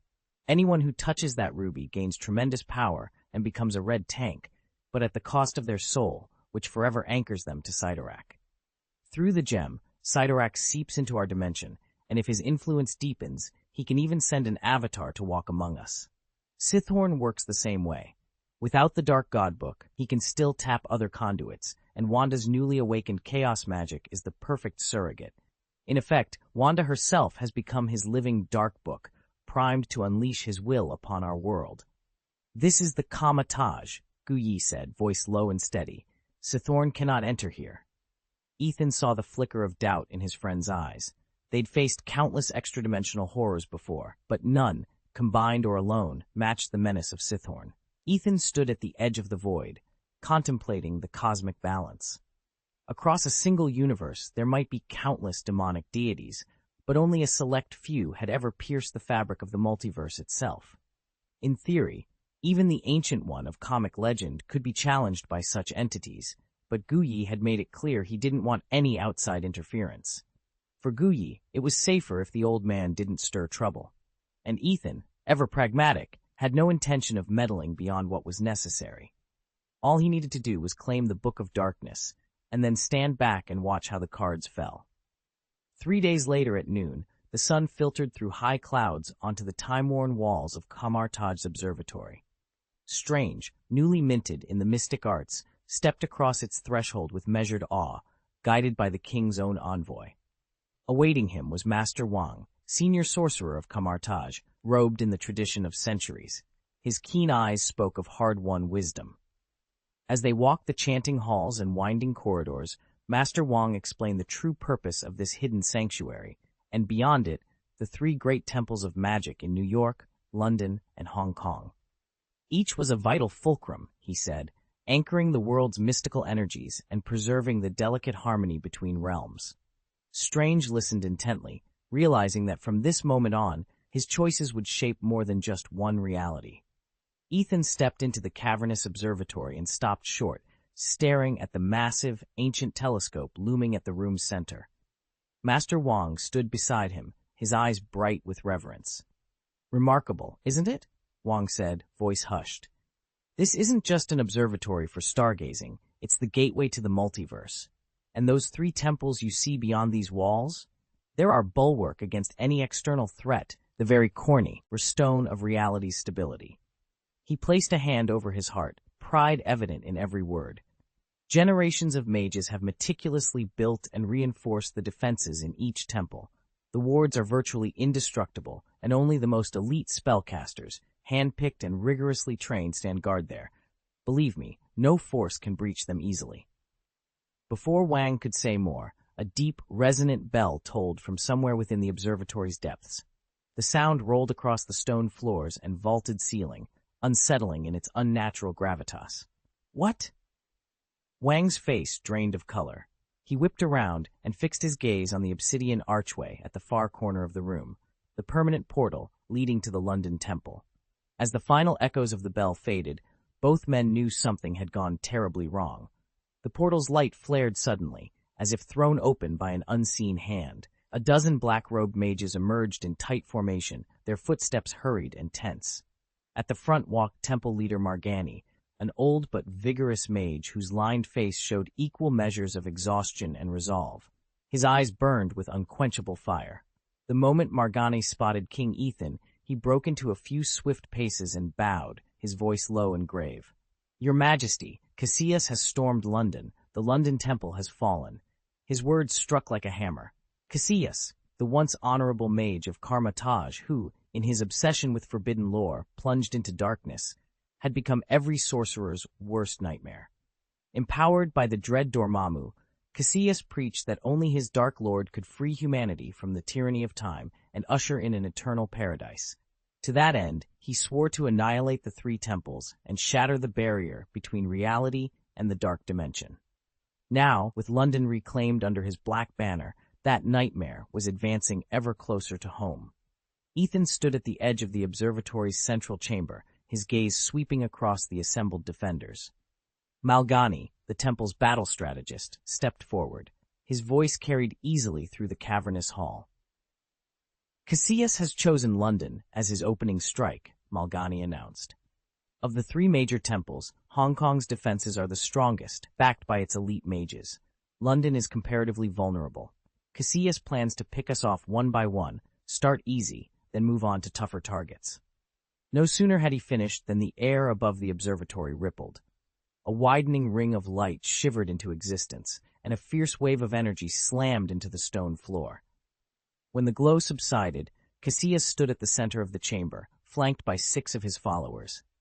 Clad in jet-black combat uniforms, they radiated a dark, almost demonic power. Cassius strode forward, his eyes burning like coals in a void. A cruel smile twisted his lips. "I see you're ready," he said, his voice low and menacing. "But readiness won't save you. To me, the London Temple's defenses are nothing more than paper. Prepare yourselves, now you will witness true power." With a casual gesture, he signaled his lieutenants. The 6 scattered instantly, melting into shadows and taking up firing positions around the chamber. Of them, the tallest was a broad-shouldered warrior with thick blonde hair, Aiden, who locked eyes with Ethan, his expression unreadable yet brimming with menace. The battle for London had begun. Ethan had once been a promising member of the London Temple. After delving into forbidden black magic, he was expelled from the Order and ultimately pledged himself to Casillas. Now, standing at Casillas's side, he allowed himself a satisfied, self-assured grin. Chapter 14, Magical Close Combat. After the fall of the London Sanctum, the New York Sanctum came under assault by Casillas's forces. Ethan and the Ancient One stood together in the vast, theater-like atrium, watching in grim silence as wave after wave of dark sorcery rained down upon their fellow mages. One by one, the temple's defenders, veterans from New York and survivors from London alike, were struck down. Just when it seemed the Sanctum would be overwhelmed, Baron Mordo shattered the enemy lines, flanked by Doctor Strange. Their cloaks billowed as they unleashed a barrage of counterspells.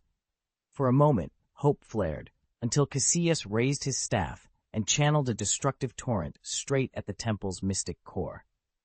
"It's truly amusing, Ancient One," Casillas jeered, his voice echoing through the chamber.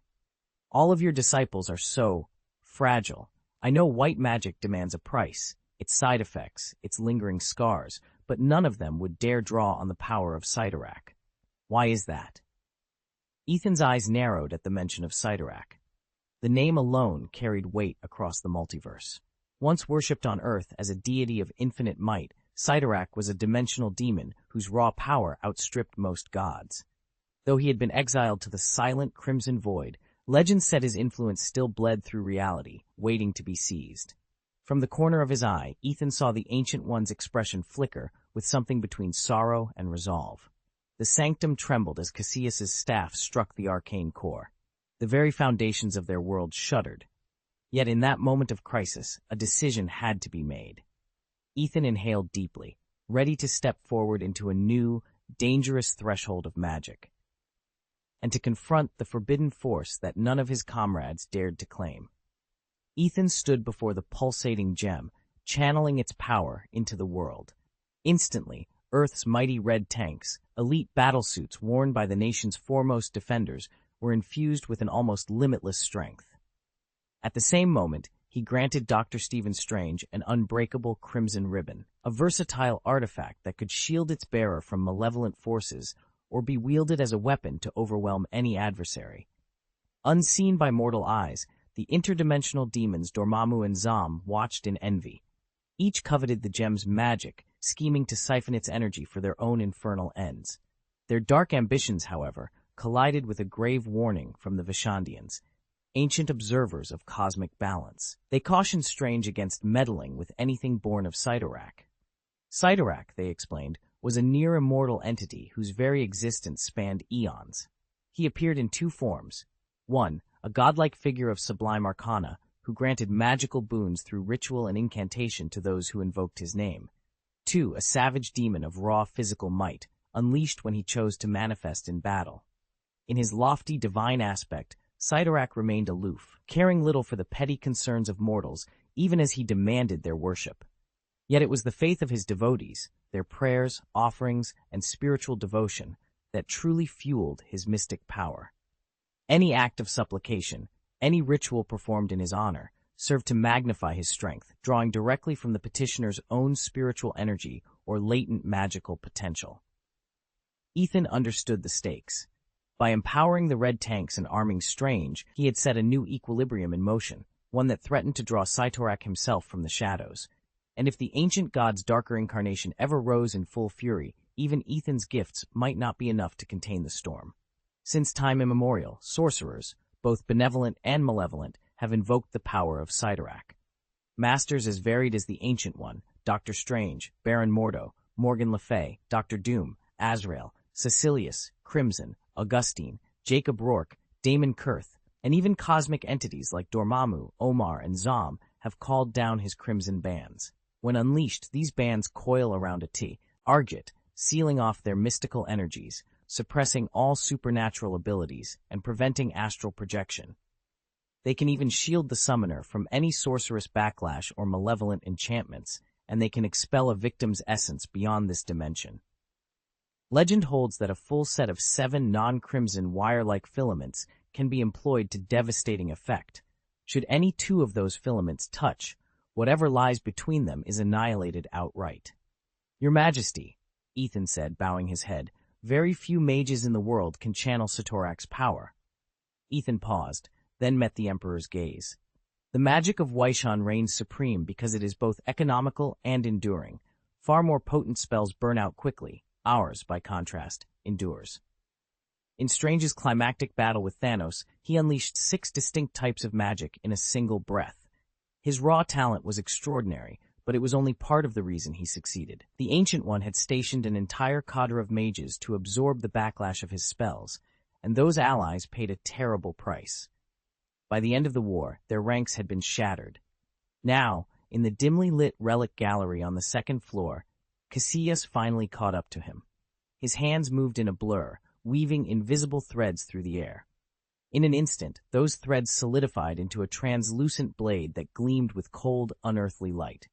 He slashed left and right, each swing carving tiny rifts in the space around them, a testament to the weapon's formidable power.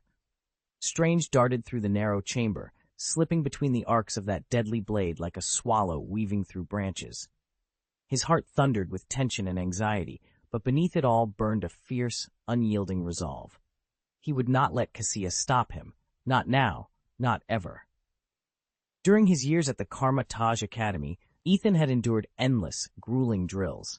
His body was honed to a razor's edge, supremely agile, with reflexes few could match. Yet even he found himself on the back foot beneath Casillas's relentless onslaught. Ethan's robes were slashed in places, his hair whipped into disarray, and beads of sweat traced hot rivulets down his cheeks, each drop sounding softly as it landed on the stone floor. Casillas's eyes burned with a fierce intensity as he watched Ethan weave through each spell. A strange excitement fluttered in his chest. Here he was, a senior apprentice who had studied arcane lore for years, and he couldn't land a single decisive blow against this newcomer. "This is impossible," he snarled, his voice echoing off the chamber walls. "I've been at Karmataj so much longer than you. How are you outperforming me?" Ethan dipped under a spiraling bolt of energy and rose with cool composure. "Magic isn't just a matter of time spent practicing," he said, his voice steady. "It's about talent. The Supreme Mage recognized my potential the moment we met, and he plans to entrust me with tasks far beyond a beginner's reach. Never underestimate what raw ability can achieve." He gave Casillas a half-smile, his confidence unshaken, especially when that ability is backed by destiny. Ethan's talent was undeniable. His magical skill was accelerating at an astonishing pace. Casillas's expression darkened further the moment he heard those words. He may have lacked Ethan's natural gift, but he wasn't about to concede defeat. A cold snort escaped him as he raised his enchanted blade and struck again, this time with even greater ferocity. Despite Ethan's prodigious ability, Casillas's relentless offense soon drove him to the very edge of the 2nd-floor landing. Ethan found himself with his back against the wall, Casillas's blade hovering above him, poised for a fatal strike. Then, without warning, a flash of scarlet erupted from the glass display case behind Ethan. A crimson cloak burst free, spinning through the air like a living creature. Its flowing fabric swept across Casillas's blade repeatedly, each time deflecting his furious blows. Casillas froze, stunned by the cloak's impossible movement. He raised his sword and slashed again, but the cloak intercepted every blow. Frustrated and seething with rage, he finally lost his temper. With a roar, he grabbed Ethan by the shoulders and hurled him over the railing. Ethan tumbled downward, disappearing from view as Casillas's triumphant shout echoed through the hall. Chapter 10:15, The Ancient One's Departure. The Ancient One's final spell faded like midnight mist, and with it she vanished, leaving the sanctum besieged. Casillas's roar echoed through the ruined halls, his eyes burning with madness. "I won't believe I lack the power to kill you, or hurl you into death," he snarled. Ethan stepped forward, voice taut with disbelief. "He's supposed to wield Dormammu's might, so what about the magic? Where is it, Casillas?" Guyi shook his head, dispelling the notion.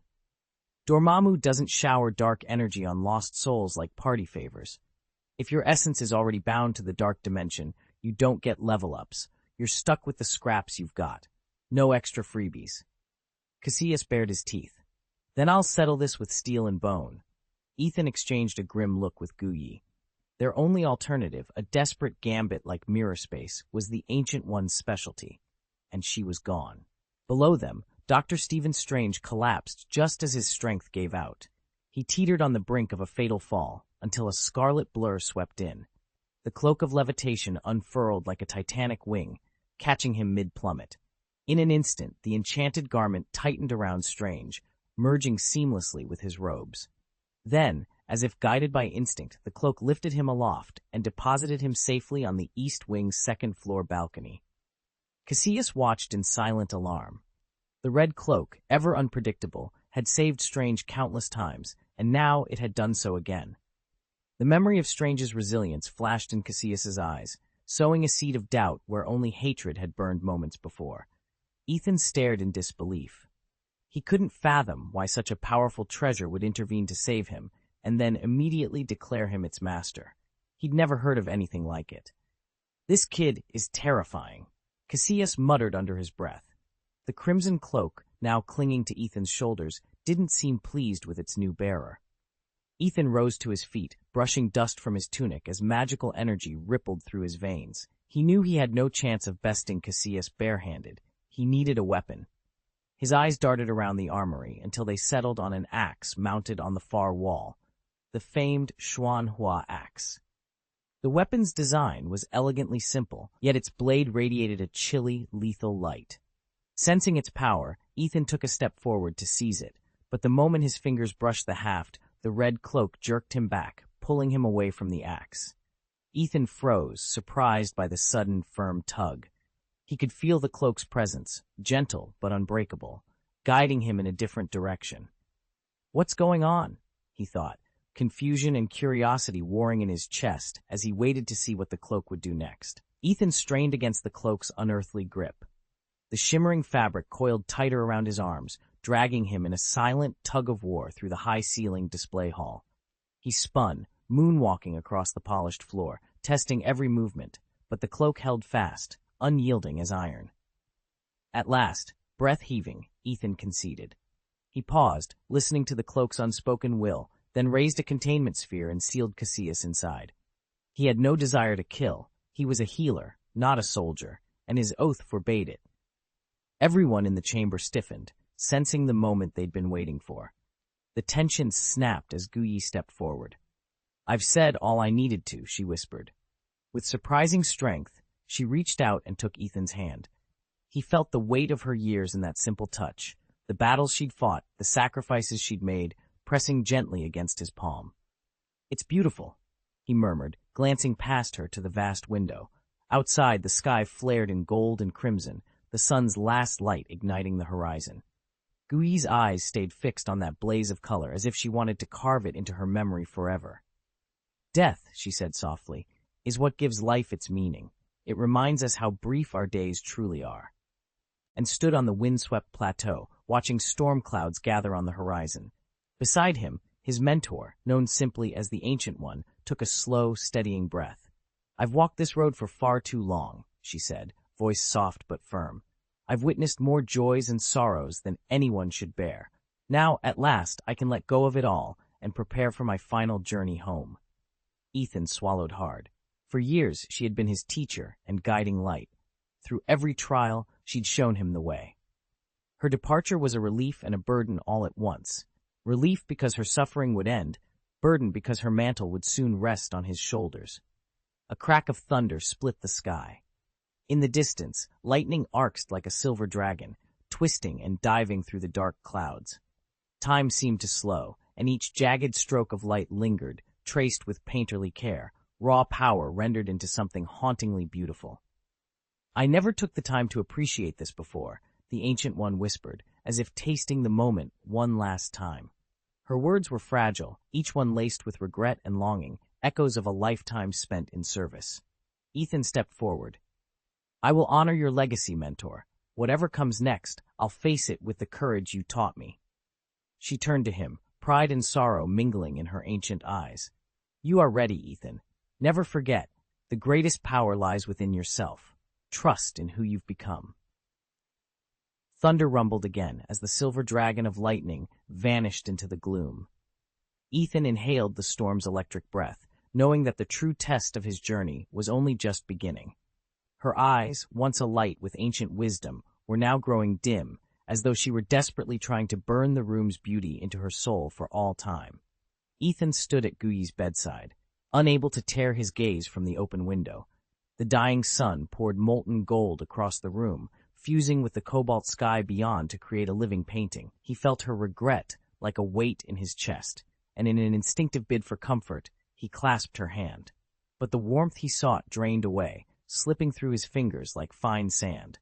Then abruptly, his hand closed on nothing. He whirled around, and in that instant knew, Guyi's spirit had fled her body. Her form lay utterly still, her once brilliant eyes gently closed for the final time. A crushing pain seized Ethan's heart, pressing so hard that he could scarcely draw breath. The patient stopped breathing, one of the doctors shouted, anxiety and regret thick in his voice. She's gone. Another doctor, his tone heavy with reverence and sorrow, nodded in agreement. Without missing a beat, they turned to the next emergency, their practiced response to life's fragile balance. Ethan remained rooted to the spot, staring at the Ancient One's lifeless form as it coolly sank into stillness. A weight pressed on his chest, heavier than anything he had ever felt.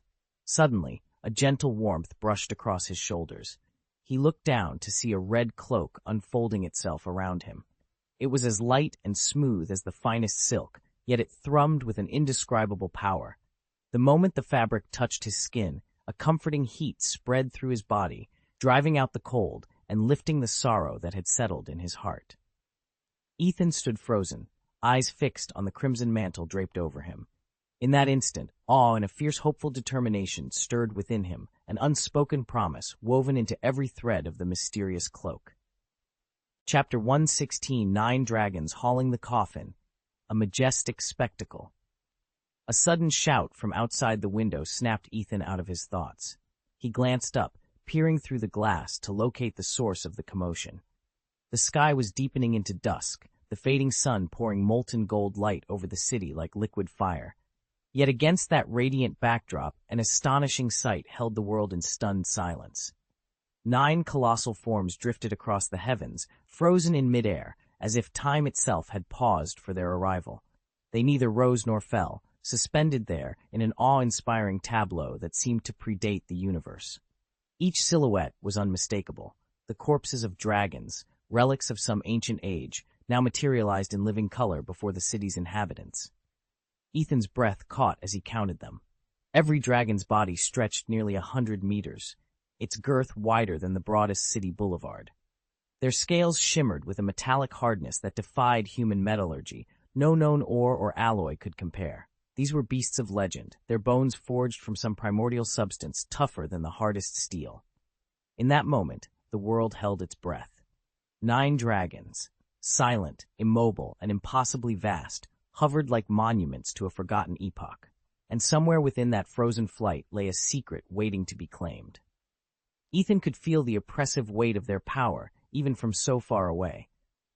In the afterglow of the setting sun, the scales of the 9 fallen dragons shimmered with an eerie, almost sentient light, each plate as if fashioned by nature's finest craftsmanship over thousands of years. Their horns, crystalline and suffused with violet radiance, stood like twin gems unearthed from the depths of the cosmos, adding an air of mystery and majesty to the already awe-inspiring sight. Under the dying sun, that purple glow flared brilliantly, as though it could pierce through flesh and bone straight to the soul. Ethan noted that every one of them was a 5-clawed black dragon. Their onyx bodies caught the last rays of daylight and gleamed like the brightest stars scattered across a moonless sky. Even now, on the brink of nightfall, they continued to sparkle with a haunting, otherworldly brilliance. The dragon's claws gleamed like razor-sharp blades, each knuckle honed to a supernatural edge, as though a single scratch could rend reality itself. Its eyes remained closed, yet within their shadowed lids lay the promise of vast, unfathomable power and ancient wisdom, poised to awaken and unveil every secret of the cosmos. On the street below, passers-by came to an abrupt halt, their faces a mixture of shock and disbelief. Some pressed trembling hands over their mouths, unable to tear their gazes away. Others whispered to one another, their words hopelessly inadequate to capture the enormity of what they saw. Heavens, how is this possible? One bystander finally managed to gasp. His voice rang out in the sudden hush, laden with astonishment. Fists clenched at his sides, his body quivered as though the dragon's presence had struck straight to the core of his very soul. "I can't believe what I just saw." A passerby muttered under his breath, eyes vacant as if he'd undergone some strange spiritual awakening. His voice was barely audible, yet it quivered with disbelief and confusion. In an age defined by dazzling scientific progress, belief in gods was long since relegated to superstition. Humanity had erected its entire world on the bedrock of reason, cataloging every mystery as a puzzle science would one day solve. And yet here, before their stunned eyes, floated 9 colossal dragon corpses, defying every law of nature and shattering their faith in rational order. An invisible force seemed to rattle their very souls, compelling them to question everything they thought they knew. Ethan felt that same quake of uncertainty reverberate through him. He had always trusted science to illuminate every corner of reality. Magic, he told himself, was nothing more than sleight of hand. But now, confronted with this impossible sight, his certainties crumbled, leaving him bewildered and unmoored. Ethan couldn't shake the feeling that this was all some grand drama scripted by a demon god in another dimension, designed perhaps to shatter the limits of human understanding. Lost in his own dark speculation, he was jolted back to reality by an even louder gasp echoing through the hospital corridors. He spun around, pushing through the milling crowd until his eyes fixed on the Ancient One's stretcher. The legendary Supreme Sorcerer, Earth's guardian against countless encroaching shadows, lay perfectly still, her face untroubled, as if she had merely drifted into a deep, peaceful sleep. Then, to Ethan's astonishment, her body began to rise. It floated upward without a sound, lifted by an unseen hand that felt at once gentle and inexorably powerful. Around her, concentric rings of blue light bloomed, soft and warm as the brightest star in the midnight sky, casting an aura of serenity and quiet authority. Under that comforting glow, every other sight dimmed and faded away, until the Ancient One herself, bathed in ethereal blue, stood as the single most radiant presence in the world, an unwavering beacon for all who had lost their way.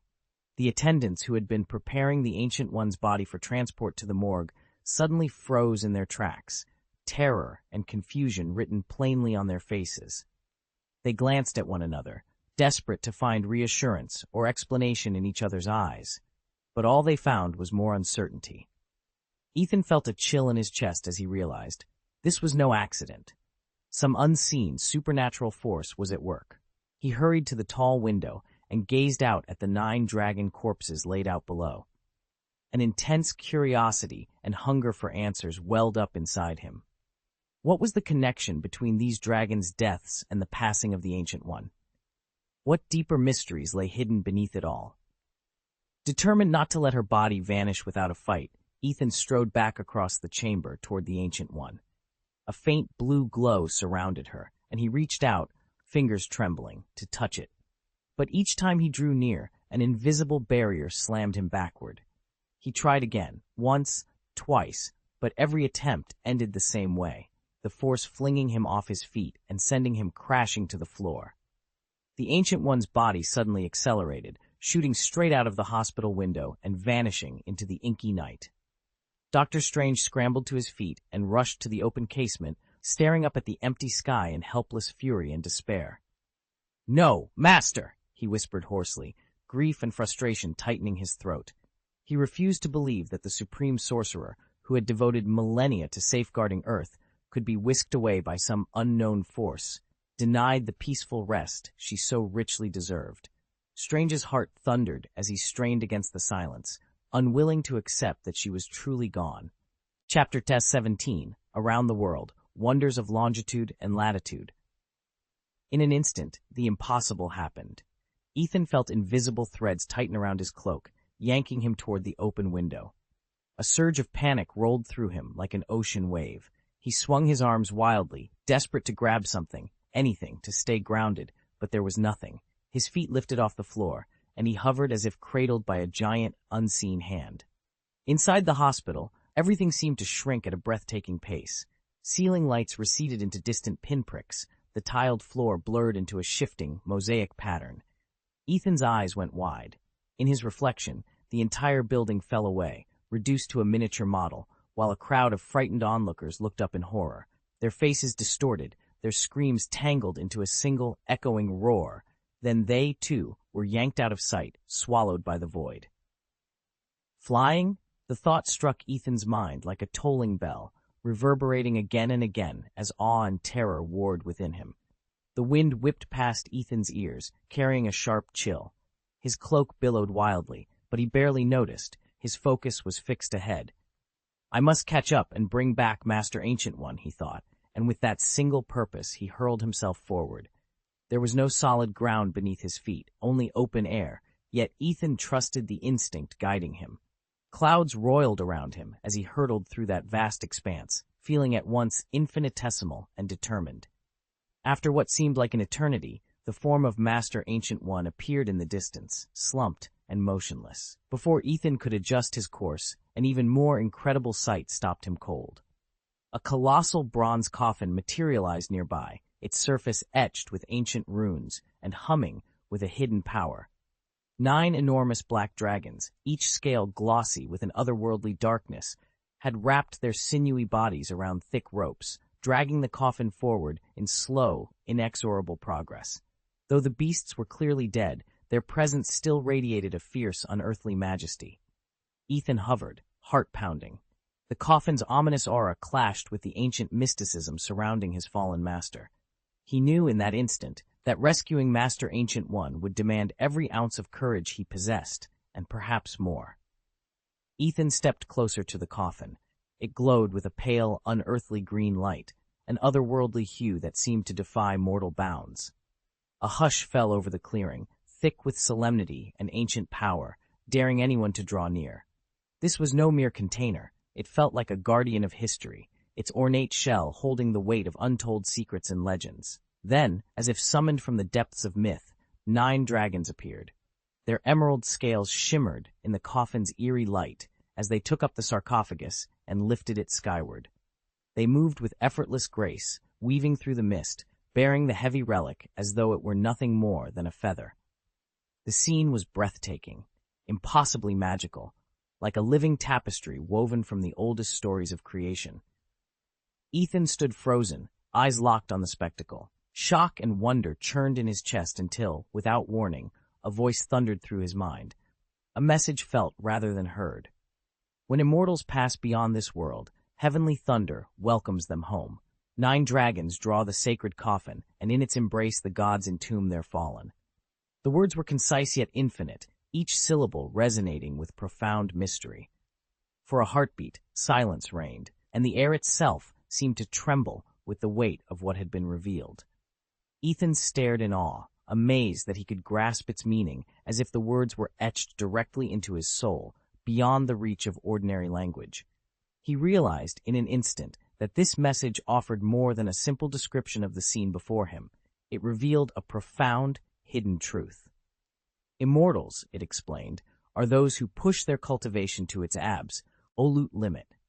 When their time in the mortal realm ends, they willingly relinquish life itself and return to the universe's primal source. In that moment of transcendence, the heavens unleashed divine thunder, a spectacular clash between earth and sky, announcing their passage. It is a symbol of their immortality. They endure as long as heaven and earth and shine as brightly as sun and moon. Below the thunderous sky, 9 colossal black dragons appear, harnessed to a sacred coffin. As some of the world's most powerful beings, they bear the coffin with solemn reverence, carrying it to the universe's most secret recesses. Their mighty forms pay the highest tribute, mourning the departed immortal and guiding him toward the final resting place of eternity. Just as Dr. Carter was about to step forward and voice the question on everyone's mind, a low rumble of thunder rolled across the heavens, an unspoken reminder that, in the face of cosmic mysteries, even the brightest minds must sometimes fall silent. Ethan, the sagacious and composed sorcerer, felt a wave of grief and confusion crash over him at the news of the Ancient One's death. As if stirred by his emotions, the very air began to shift around him, ushering in a transformation unlike any he had witnessed.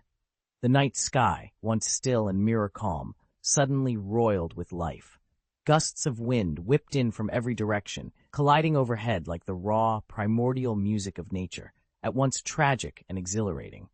Ink-black clouds unfurled across the heavens, blotting out stars and moonlight, smothering the world in oppressive darkness. Then came thunder, a guttural roar that shook the earth and rattled every heart, as though the entire universe had risen to mourn this extraordinary passing. Ethan felt it keenly, an energy of staggering power, surging around him with the weight of ages. It transcended any magic or science he had ever studied. Born of the rift between heaven and earth, it carried an ancient, solemn dignity, the ultimate salute, a final welcome to the immortal Ancient One on his journey beyond. Ethan stood beside Dr. Strange, his heart pounding as ripples of ancient power unfolded before them. Within the coffin's dimly glowing bronze shell, swirling currents of mystic energy revealed secrets far beyond ordinary comprehension. Strange's eyes widened with awe, and with a profound new understanding of the Ancient One's true nature and the boundless wisdom she had guarded for millennia. Then, as if summoned by that very power, the 9 ebony dragons tightened their formation. What had been a steady, deliberate flight snapped into urgent acceleration. Their vast-scaled bodies carved sinuous arcs through the dusky sky, each beat of their wings sending gusts of wind raging across the mountaintop. The coffin, cradled in their claws, gleamed with otherworldly light as it hurtled toward an unseen destination on the horizon. Inside the coffin, a gentle force began to stir. Master Guyi's body, previously suspended in stasis, slid helplessly into its depths. It was as though the coffin itself were alive, a vessel woven from the Ancient One's most cryptic spells, ready to enfold Guyi's spirit and ferry it to realms unknown. Strange lunged forward, chanting spells that crackled with arcane energy, but the dragon's surge was unstoppable. His magic sputtered and died as he strained against an invisible barrier. Ethan felt a bitter frustration choke him. He had set these events in motion, believing he could control the outcome, but now he watched helplessly as Guyi was whisked away, disappearing in a swirl of bronze light. Strange's cloak billowed in the aftershock of spent incantations. His eyes met Ethan's, mirrored with regret and resolve. "This isn't over," Ethan vowed under his breath.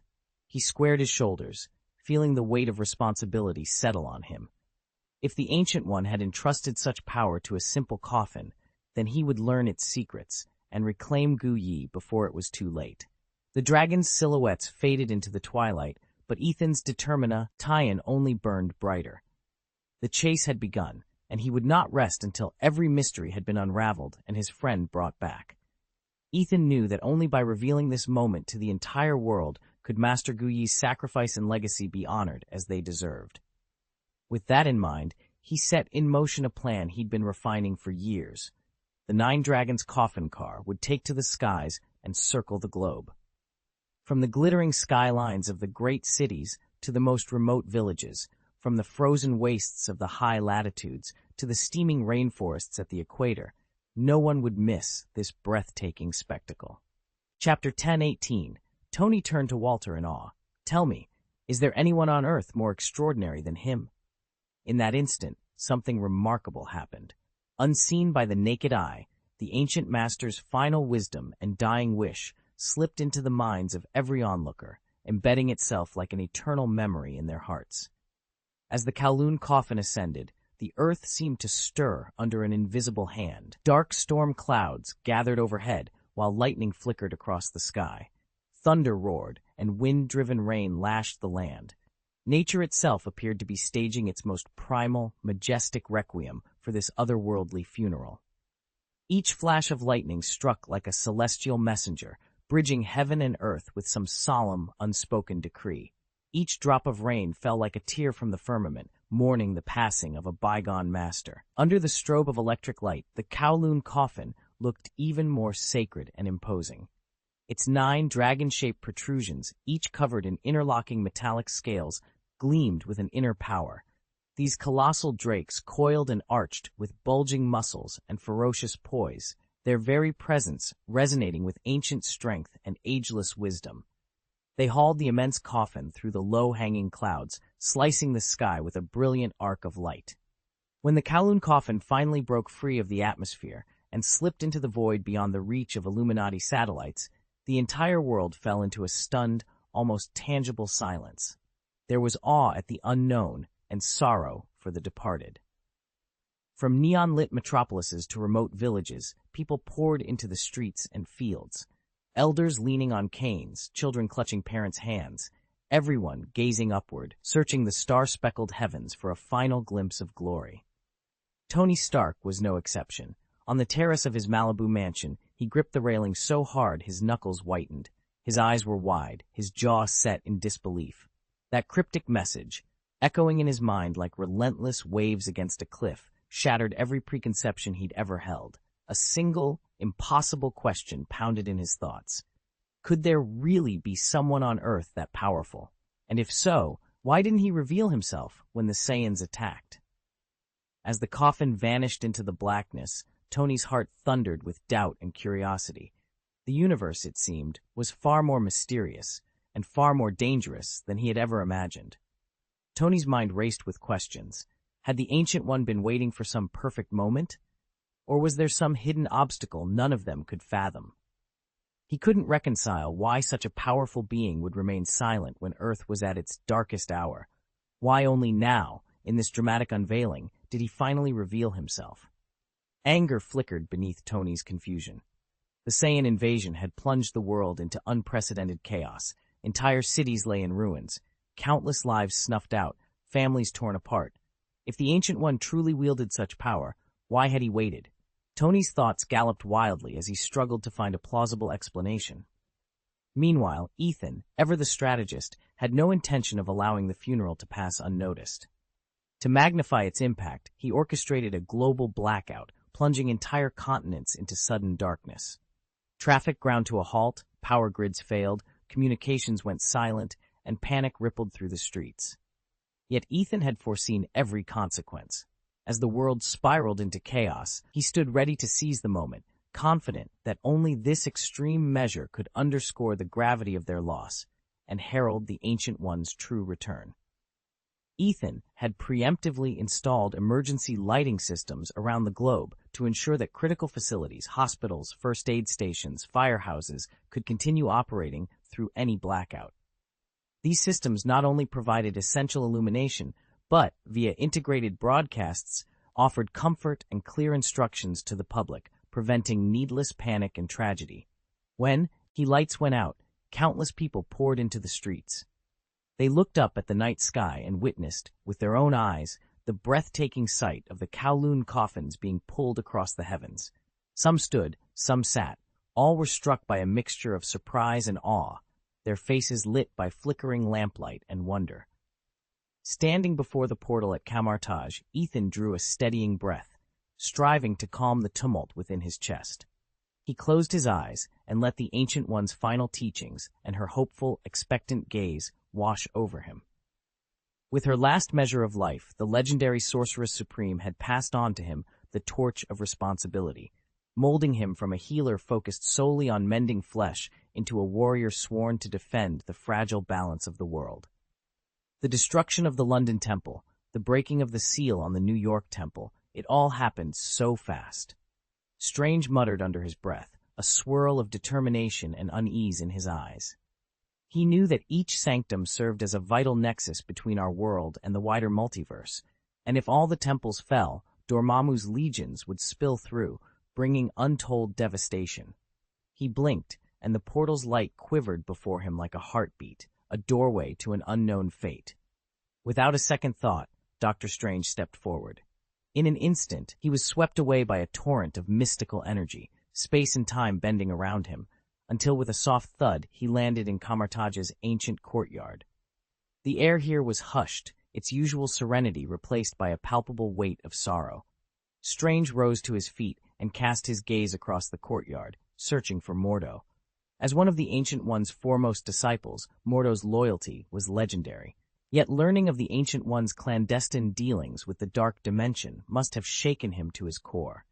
Silence stretched between the pillars and carved icons, broken only by the distant whisper of shifting stones. Strange took a steadying breath. Whatever awaited them here, he knew they had to stand together, and fast, if they were to prevent Dormammu's darkness from swallowing the earth. Mordo! Ethan's voice rang through the deserted courtyard, carrying an edge of urgency.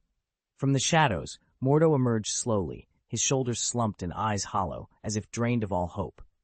"Ethan," he rasped, "you're back." Ethan stepped forward, meeting his friend's gaze with steady resolve. "Yes, I'm back, and I've learned much. The Ancient One's final choice, her sacrifice, was meant to prepare us for what's coming." A bitter laugh escaped Mordo. Anger flickered in his eyes. "What's coming? Or is that just the excuse she left us to hide her crimes? She used dark energy to extend her life, betraying every principle we stand for." Ethan softened. He understood Mordo's pain, but there was no time for old wounds. "I know how you feel, but we can't afford to be divided. Caecilius has gathered his followers at the Hong Kong Sanctum. He's growing stronger by the hour." Mordo's face hardened. "And you expect me to join forces with the man who defied us both?"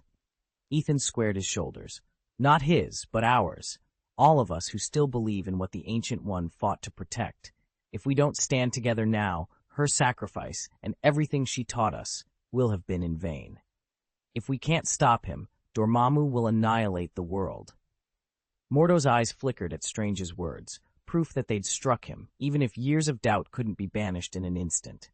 He fell silent, watching Strange's determined expression before finally asking, "So, what's the plan?"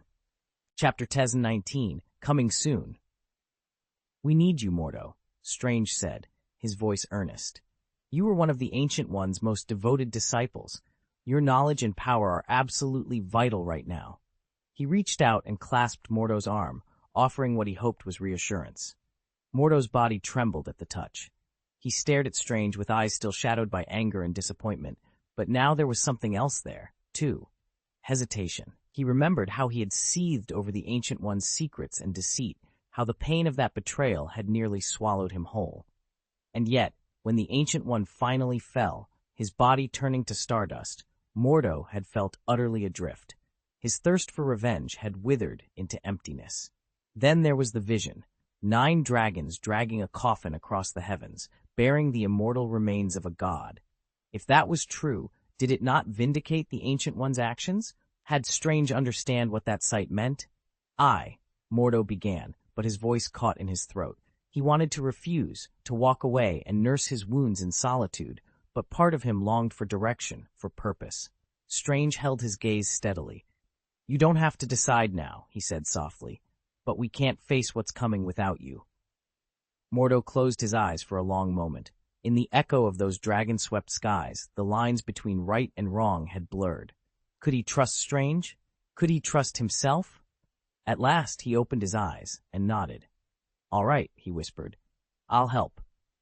Ethan took a steadying breath and made his choice. He lifted his arm and let Dr. Strange's hand settle gently on his forearm. In that instant, an invisible bridge seemed to anchor them together, not just a reminder of past misunderstandings, but the first step toward something new. The warmth of Strange's palm pressed through the fabric of Ethan's sleeve, firm and reassuring, as if to say, whatever happened before, now they would stand and fight side by side. Around them, the air shimmered, and a portal began to swirl into being. In a flash of light, they were standing before the grand doors of the Hong Kong Temple. But the sight that greeted them was anything but grand. The street that once led pilgrims and visitors to the temple's steps was now a scene of utter chaos. Rubble lay strewn across cracked sidewalks, overturned carts and shattered glass glinted dully in the harsh light. Civilians darted in every direction, some screaming, some sobbing, while the roar of distant crashes mingled with the stench of smoke. Flames leapt from wrecked vehicles, sending plumes of black smoke spiraling into the sky. The city felt as though it had been swallowed by catastrophe overnight. Ethan's heart pounded at the scale of devastation, but when he met Strange's steady gaze, he knew they had a purpose here. Whatever darkness lay ahead, they would face it together. Mordo's face went ashen. If only he'd arrived a moment sooner, perhaps he could have averted this disaster. But there are no ifs in reality, only bitter truths. From the darkened sky, a roiling mass of black smoke descended like a living storm cloud. It writhed and coiled with malevolent intent, concealing within its depths nightmarish creatures that did not belong to this world. Glowing eyes, dripping fangs, and low, guttural roars reached out to their very souls, promising to swallow them whole. "We're too late," Mordo whispered, voice hoarse with dread. "Dormammu is here. This world, it's lost." "Indeed," came a cold, mocking reply. Mordo and Doctor Strange whirled toward the sound, only to find three figures stepping through the gloom. Clad head to foot in crimson robes, they stood perfectly still, their features hidden by deep hoods. A chill ran down Mordo's spine as he realized these were no mere cultists, but the dread heralds of Dormammu himself, his fanatical priests, come to seal the fate of Earth. Behind them, Ethan watched in stunned silence. The young sorcerer had raced across dimensions at Strange's summons, but even his swiftest flight could not forestall this ultimate horror. Now, facing the abyss, he braced himself for the battle to come. The fate of every living thing would hinge on their courage in the next few heartbeats. Their followers' faces shone with eager anticipation for the dark world to come. At their head stood Cassius, flanked by Caecilius, who wore an insolent smirk. Cassius's acolytes gathered behind them, eyes alight with zeal. Caecilius strolled forward, his gaze darting between Doctor Strange and Baron Mordo, as though examining a pair of prized specimens. "Look at you two," he taunted, "once allies, now impotent onlookers. Dormammu's power stretches far beyond your worst nightmares. The more you struggle, the quicker this world will crumble." Beneath his calm exterior, Strange's heart thundered in his chest. A trace of solemnity flickered in his eyes, but he swiftly quashed it, replacing doubt with a cold, unwavering resolve. He inhaled deeply, drawing the tumult, the snide jeers, the electric tension into himself, forging it into silent strength. Slowly he raised his hands. His fingertips quivered as he began to chant, voice low and measured, calling on forces unseen. At that moment, the eye of Agamotto resting on his collar erupted in a vivid emerald glow. It was no ordinary light. It pulsed with ancient magic, a warning that Strange was ready to unleash the full extent of his power. An ancient, profound power swirled in the air, an energy older than the universe itself, born of countless stars and eons now converging in a single, blinding beam. Its light defied mortal comprehension. It could pierce the veil of time, unveil the deepest secrets of existence, even warp the very fabric of space. In that moment, Doctor Strange himself became the conduit between past and future, his will directing this raw, cosmic force. "That's not necessarily true," Strange murmured. His gaze cut through Cassius's defenses and reached into the distant outline of fate, the very future he was determined to reshape. At his side, Mordo looked on with equal parts awe and alarm. As Strange's former ally and mentor in the mystic arts, he knew full well the power and the peril of the Eye of Agamotto. Across the chamber, Cassius's face fell the instant he realized the magnitude of the spell about to be cast.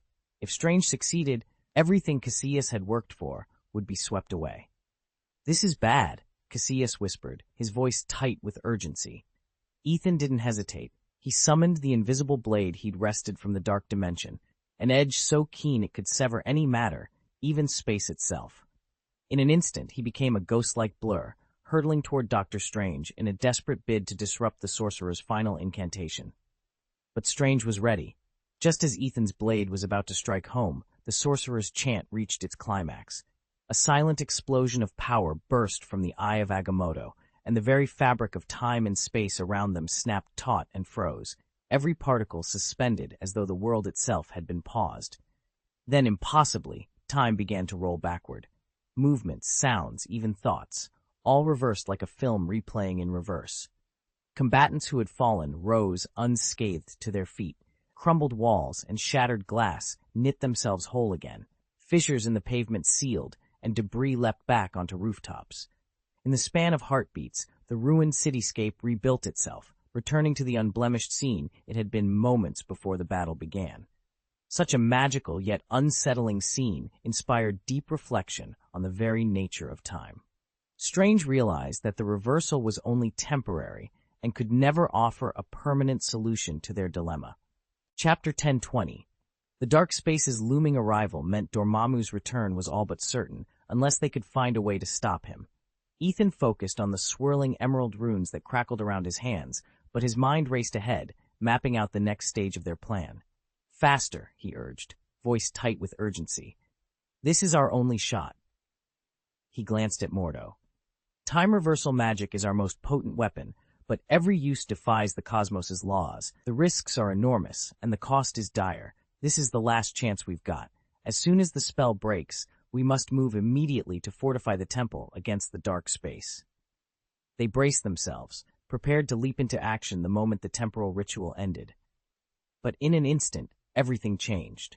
The three hooded zealots standing before them convulsed violently. The shimmering distortion of time snapped back to normal, and the fanatic's eyes went hollow, dark, vacant voids, as though seized by an unseen force. "What?" Ethan stammered, caught off guard. "Surprised?" came a mocking voice. Cassius stepped forward, a smug grin twisting his features. "This," he said, sweeping a hand toward the enthralled cultists, "is the power our master grants us." Strange watched in grim fascination as the fanatics before him shifted, their bodies dissolving into shadows and reforming until they seemed less human than extensions of the darkness itself. He understood then that this so-called transformation was Dormammu's gift. By dedicating their souls to the Lord of the Dark Dimension, they became one with that timeless realm, and in return they claimed power that transcends every law of our universe. "They've given themselves over completely to Dormammu," Strange murmured. "Now they're part of the Dark Dimension, and that realm bends time to its will." From the edge of the chamber, Mordo's voice cut through the silence, edged with bitter warning. "Once you embrace the Dark Dimension, you're swallowed by infinite despair. You can never come back. What's destined will happen." A tall figure in dark robes, Cassius, stepped forward, radiating confidence. "Dormammu's power is absolute. Not even you, Strange, can undo this fate. Beyond time, beyond death, that is our next horizon." Before Strange could reply, a ripple of light flickered at the far doorway, and Ethan strode in. "It's you!" Strange's voice caught in his throat. Conflicting emotions roiled inside him, surprise, relief, fear. Ancient One's final command echoed in his memory. If Ethan ever returned, he must not resist, unless Ethan tried to seize the Eye of Agamotto. Then and only then was resistance allowed. Strange steadied himself, eyes locked on his old friend, ready for whatever came next. Fate pressed in on Strange like invisible shackles, filling him with conflicting emotions whenever he faced Ethan. Could Ethan really be here to seize Kamal Taj's library of arcane tomes and relics, leaving Strange powerless to stop him? Those priceless volumes weren't mere curiosities. They embodied the accumulated wisdom of mages across the ages and stood as a vital bulwark against otherworldly threats, essential to preserving the balance of the universe. Ethan's gaze swept over the gathered masters of the mystic arts before coming to rest on Strange. "Strange," he said, voice calm and curious, "where is Wanda?" He showed no surprise at the sanctum's new defenses or its shifting wards, only genuine interest in the whereabouts of the young witch whose command of chaos magic had become both their greatest hope and their most unpredictable risk. A knot tightened in Strange's chest. Since Dormammu's return, Wanda's powers had proven as dangerous as they were formidable. "Wanda," Strange began, the words catching in his throat. He chose them carefully. "She's not here. She's fighting on another front, holding back Dormammu's minions in the Himalayas. I believe she's buying us time." Ethan studied him silently for a long moment, as if weighing the truth in Strange's words. Then he nodded once, almost imperceptibly. "Very well," he said, "but keep me informed. If she falters, if any of you falters, you'll regret holding out on me." With that, Ethan turned and strode deeper into the sanctum, leaving Strange to wonder just how far he planned to go, and whether anyone, not even Wanda's formidable chaos magic, could stand against him. Ethan didn't know what state Wanda was in, or what her ally-turned-enemy truly planned.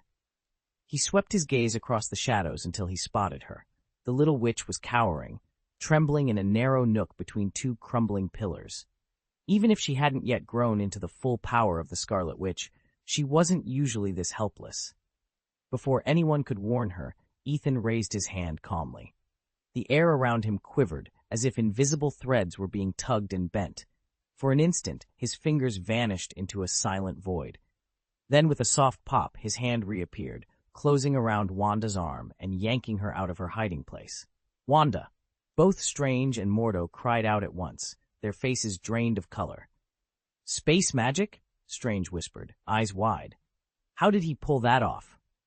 Mordo's jaw tightened. He balled his hands into fists, a flicker of fear in his eyes.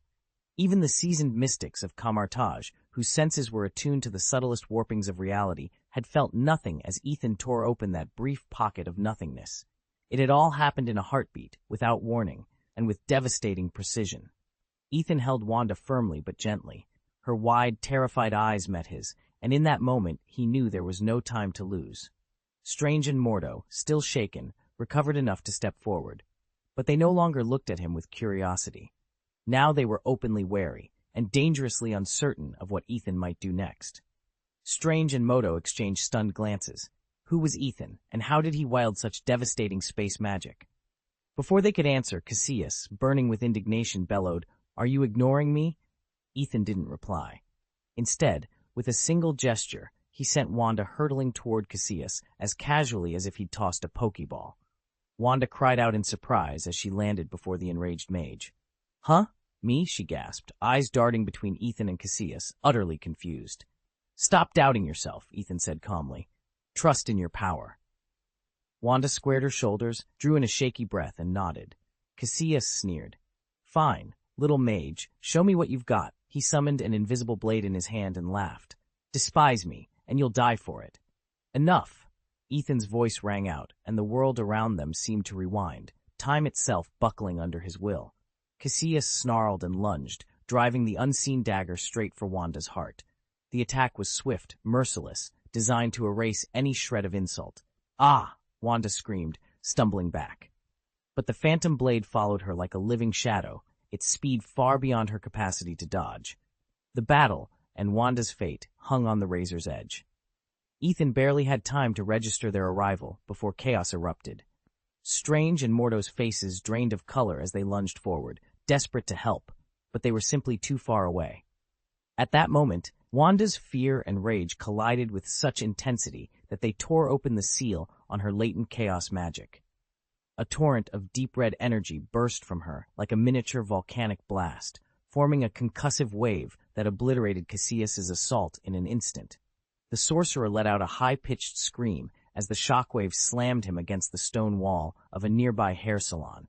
He tumbled end over end through the air, finally collapsing to the pavement in a lifeless heap. But the real shock came next.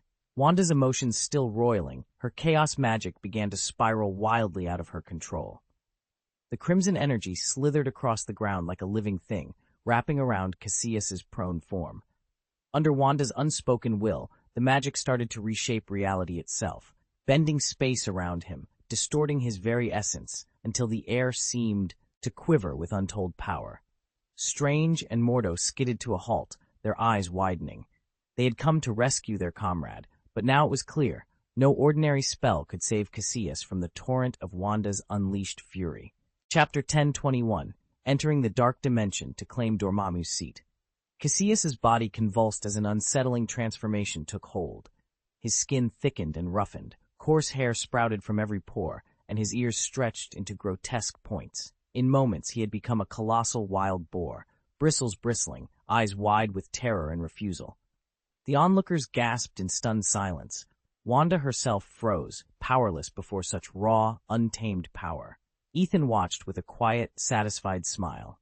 He knew that Wanda's chaos magic ran deeper than any mortal's imagination, and that only under the twin pressures of fear and urgency could her true potential surface. "Wanda," he whispered, his voice gentle yet steely as it echoed in her mind, "seize control. Bend this power with your will." His words cut through the storm of her panic. Wanda drew a slow, steadying breath and closed her eyes. Diving inward, she reached out to the swirling chaos within her, determined to master it rather than be consumed. At first, the magic writhed like a living thing, wild and indomitable, but Wanda held firm. Bit by bit, she pressed her will against the tempest. A tremor of calm spread through her, and the chaotic energies began to settle. Wanda's brow smoothed, her grip on herself growing firmer.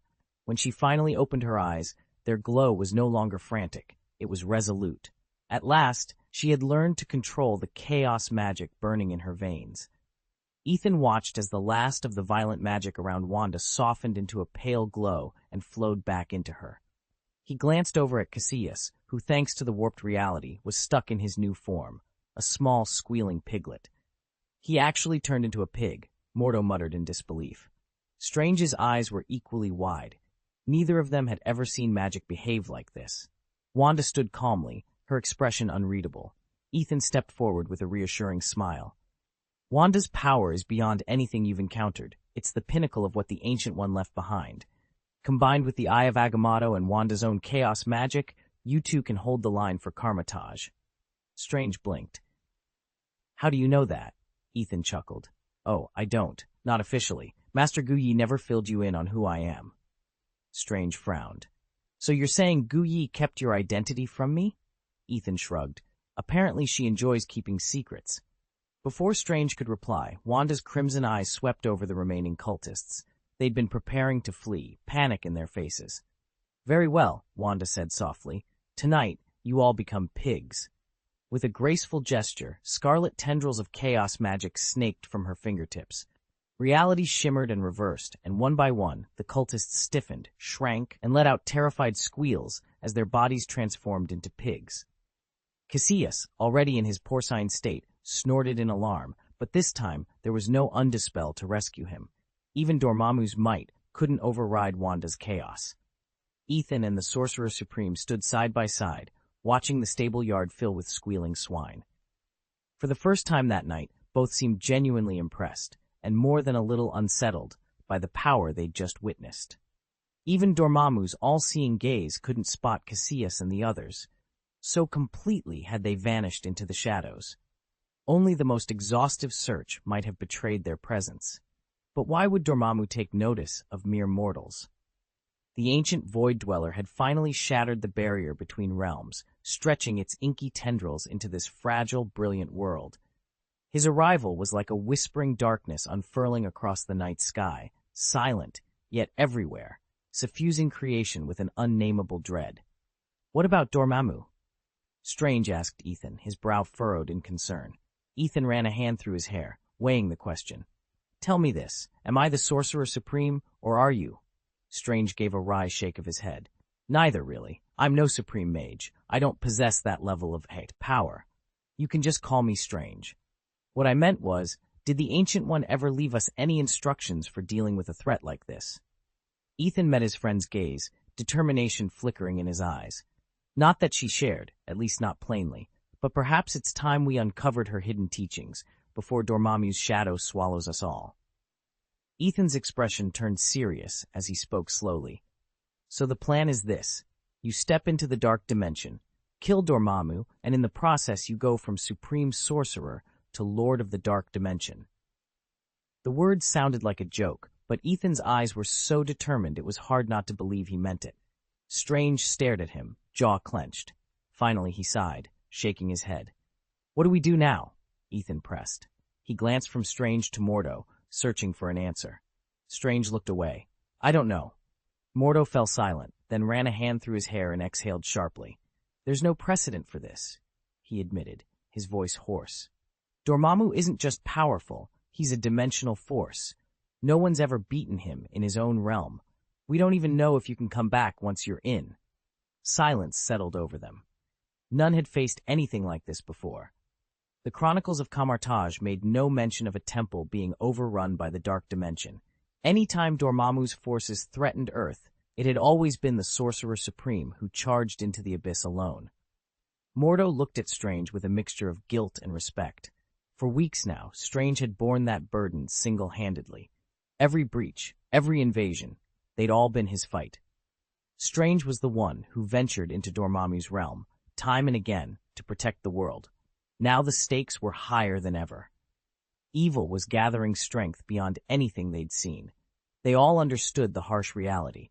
Unless they found a way to break the cycle, the world might fall.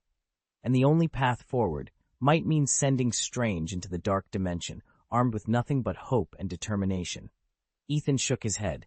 You've sheltered them too much. They've never seen real combat, never faced a crisis like this. Dr. Strange closed his eyes, the weight of the coming battle pressing on him. He inhaled deeply. Then there's no other choice. I'll go into the Dark Dimension alone and end this with Dormammu. A flicker of worry passed over Carl Mordo's face. "I'm coming with you." Strange cut him off. "No, this is too dangerous. I can't risk more lives on a plan that might fail." Ethan stepped forward, brows furrowed. "Fine, but take Wanda with you. If it goes wrong, you get her out first." Both Strange and Wanda turned to him in surprise. Wanda's voice trembled.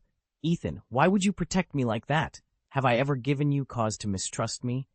Ethan met her gaze steadily. "Because you deserve to live, even if it means I have to trust you with my life." "Don't worry about why. Just do it." Ethan offered no further explanation. With a single, forceful shove, he sent Dr. Strange and Wanda hurtling into the roiling black fog that blanketed the sky. The moment they pierced its dark veil, they found themselves in a realm unlike anything they'd ever encountered, far more astonishing than any scene on screen. All around them stretched what felt like a miniature universe, where countless iridescent fragments drifted silently through the void as if navigating a colossal asteroid belt. These shards were the shattered remains of worlds long ago consumed by the dark dimension, drifting like mute memorials to past glory and cataclysmic ruin. Interspersed among them floated twisted masses of what appeared to be organic tissue, tangled coils of sinew and bone whose true forms had been lost to time. One could almost sense the echoes of the gargantuan life forms they once belonged to, life forms methodically devoured and assimilated by darkness over untold ages. Dr. Strange and Wanda advanced with painstaking care, each step deliberate, each breath measured. In this strange, otherworldly expanse, the border between reality and oblivion seemed impossibly thin. They remained relentlessly vigilant, prepared for whatever horrors the dark dimension might still hold. Chapter 22. Strange is Cheating. Nothing in this place was still. Every shattered fragment of rock and drifting piece of organic matter quivered with unsteady life. Though known as the Dark Dimension, it teemed with warped creatures and creeping growths, all tainted by the malignant void. Slimy tendrils and oozing mucus sprouted from every surface, writhing through the gloom with unsettling wet slithers. Dr. Strange and Wanda kept their senses razor-sharp, skirting the squirming masses, for any entanglement with these dark tendrils would spell certain doom. They pressed forward with slow, deliberate steps, the oppressive blackness pressing in from all sides. Then a voice, deep, resonant, and laced with disdain, boomed through the void. "Are you here to die, Master?" In an instant, a vast, weathered face loomed before them, its craggy features carved by eons of malice. Eyes like molten embers burned with icy arrogance as the disembodied visage fixed its gaze on the intruders. Only Dormammu's colossal head floated in the void, the rest of his form lost in an all-consuming darkness that writhed like living shadows. It felt as if Ethan and Wanda stood inside the belly of some nightmarish leviathan, the very air pressing down on their lungs with suffocating weight. Ethan drew a steadying breath, squared his shoulders, and moved to shield Wanda. He had sworn to protect her, not just as his ally, but as a friend who had grown by his side through every peril. Fear had no place here. He raised his voice into the abyss. "Dormammu, we have come to parley." His words echoed unnervingly, bouncing off unseen walls of shadow. For a long, silent moment, nothing answered, until a roar like a crashing mountain rent the darkness. Dormammu's jaws gaped in a malicious grin. "My realm, and every realm you cherish, already belongs to me," the Dark Lord thundered. "Your world is mine, just as the countless worlds I have devoured. Your defiance is meaningless." A pair of blazing eyes flared to life in the void, twin supernova cutting through the blackness to fix Ethan in their merciless gaze. Ethan's heart pounded, but he stood firm, ready to face whatever cosmic horror Dormammu hurled next. Suddenly, the loose stones at their feet surged skyward, drawn by an unseen force. In an instant, they morphed into thousands of massive spikes, like a hail of arrows, whistling straight toward Strange and Wanda. The sheer number of projectiles covered every inch of ground, cutting off all hope of escape. Yet Strange stood his ground. The eye of Agamotto on his chest flared to life, its glow like a brilliant star in the darkness. Behind him, a colossal, single-eyed specter materialized, the very essence of the eye's power made flesh. Radiant white magic streamed from the apparition, forming a stark counterpoint to the deadly spikes. This was no longer the unseasoned sorcerer of old. Under Wanda's guidance, Strange had mastered countless potent spells. His power now eclipsed his former self. With a single thought, he lifted the eye from his chest. It hovered before him, pulsing, and began to draw in the fierce energy of the onrushing spikes. One by one, the jagged stones dissolved into its luminous core, their destructive force transformed into raw, mystical power under Strange's command. Ethan fixed his gaze on Dormammu, transcending mere sight, as if he could pierce the swirling mists of the dark dimension and look straight into its core. His lips parted in a low, steady chant. Every syllable throbbed with an ancient, hypnotic cadence that wove together the secrets of time and space and a fervent invocation to the Vishanti. The very air around them crackled with raw, magical power, so intense that reality itself seemed to tremble. Then, in an instant, a crushing force descended from another realm, a weight beyond mortal comprehension, as though the entire cosmos pressed down on Dormammu. The Dark Lord reeled, his fiery aura flickering under the invisible grasp tightening around his soul like an enormous, unseen hand. This oppressive power didn't just stray and his body. It gnawed at his spirit, inflicting a suffocating pressure he had never known. Dormammu's flaming eyes darted skyward in confusion. The limitless power of the dark dimension, once his unquestioned dominion, was now shut out by an unseen barrier. The barrier flared with an otherworldly light, blurring Ethan's vision as though he stood in the middle of a dense fog. Doctor Strange's hands moved swiftly through the air, fingers weaving an intricate pattern like an age-old sacred ritual. His eyes remained closed, a confident smile playing at the corners of his mouth, proof of his certainty about what was coming. Then, with a final, deliberate motion, he pressed his palms together at his chest and uttered the last words of the incantation. For an instant, time itself seemed to pause. Every gaze in the chamber fixed on him. When the space around them stilled, the eye of Agamotto appeared once more. But it was no longer a single, watchful orb. 3 translucent figures drifted into view, bathing the surroundings in soft, mysterious light. One took the form of a man, another a woman, and the third a 4-legged beast. They were the Trinity of Vishanti, Agamotto, Osit, and Hogoth, ancient entities whose power transcends time and ranks among the oldest and mightiest magical forces in the universe. Ethan's breath caught in his throat. "What is that?" he whispered, awestruck. A living projection of the gods of white magic. Nothing he'd ever imagined could compare. Doctor Strange stood at the very heart of the dark dimension, Dormammu's own realm, yet he felt no dread. Calling upon the ageless might of the Vishanti, he prepared to challenge the towering dreadlord before him. "By the Trinity of Vishanti," Strange intoned, his voice low and steady, "I summon your power." His words echoed through the endless darkness, each syllable carrying the weight of cosmic authority. Around him, the very air began to tremble as invisible currents of magic converged. Ripples of energy spiraled outward, colliding in a furious storm of light and sound that set the shadows dancing like flames in the void. Dormammu watched from his throne, a vast obsidian spire crowned in writhing fire, and for the first time he felt his realm grow cold with unease. Never had any mortal dared invoke the Vishanti within these walls, much less shaken the foundations of his power. In the eyes of the interdimensional god, humans were insignificant, mere insects lost in the dark dimension's infinite night. Yet here was Stephen Strange, a single man, standing firm against him. The unleashed magic pressed upon Dormammu's senses, and he realized with a flicker of terror that he did not merely face a human wizard, but the living force of the Vishanti themselves.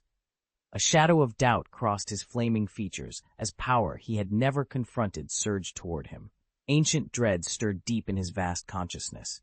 Dormammu, master of the dark dimension, found himself both awed and unsettled by the boundless might Strange had dared to summon. And in that moment, the balance of power trembled on the edge of a blade.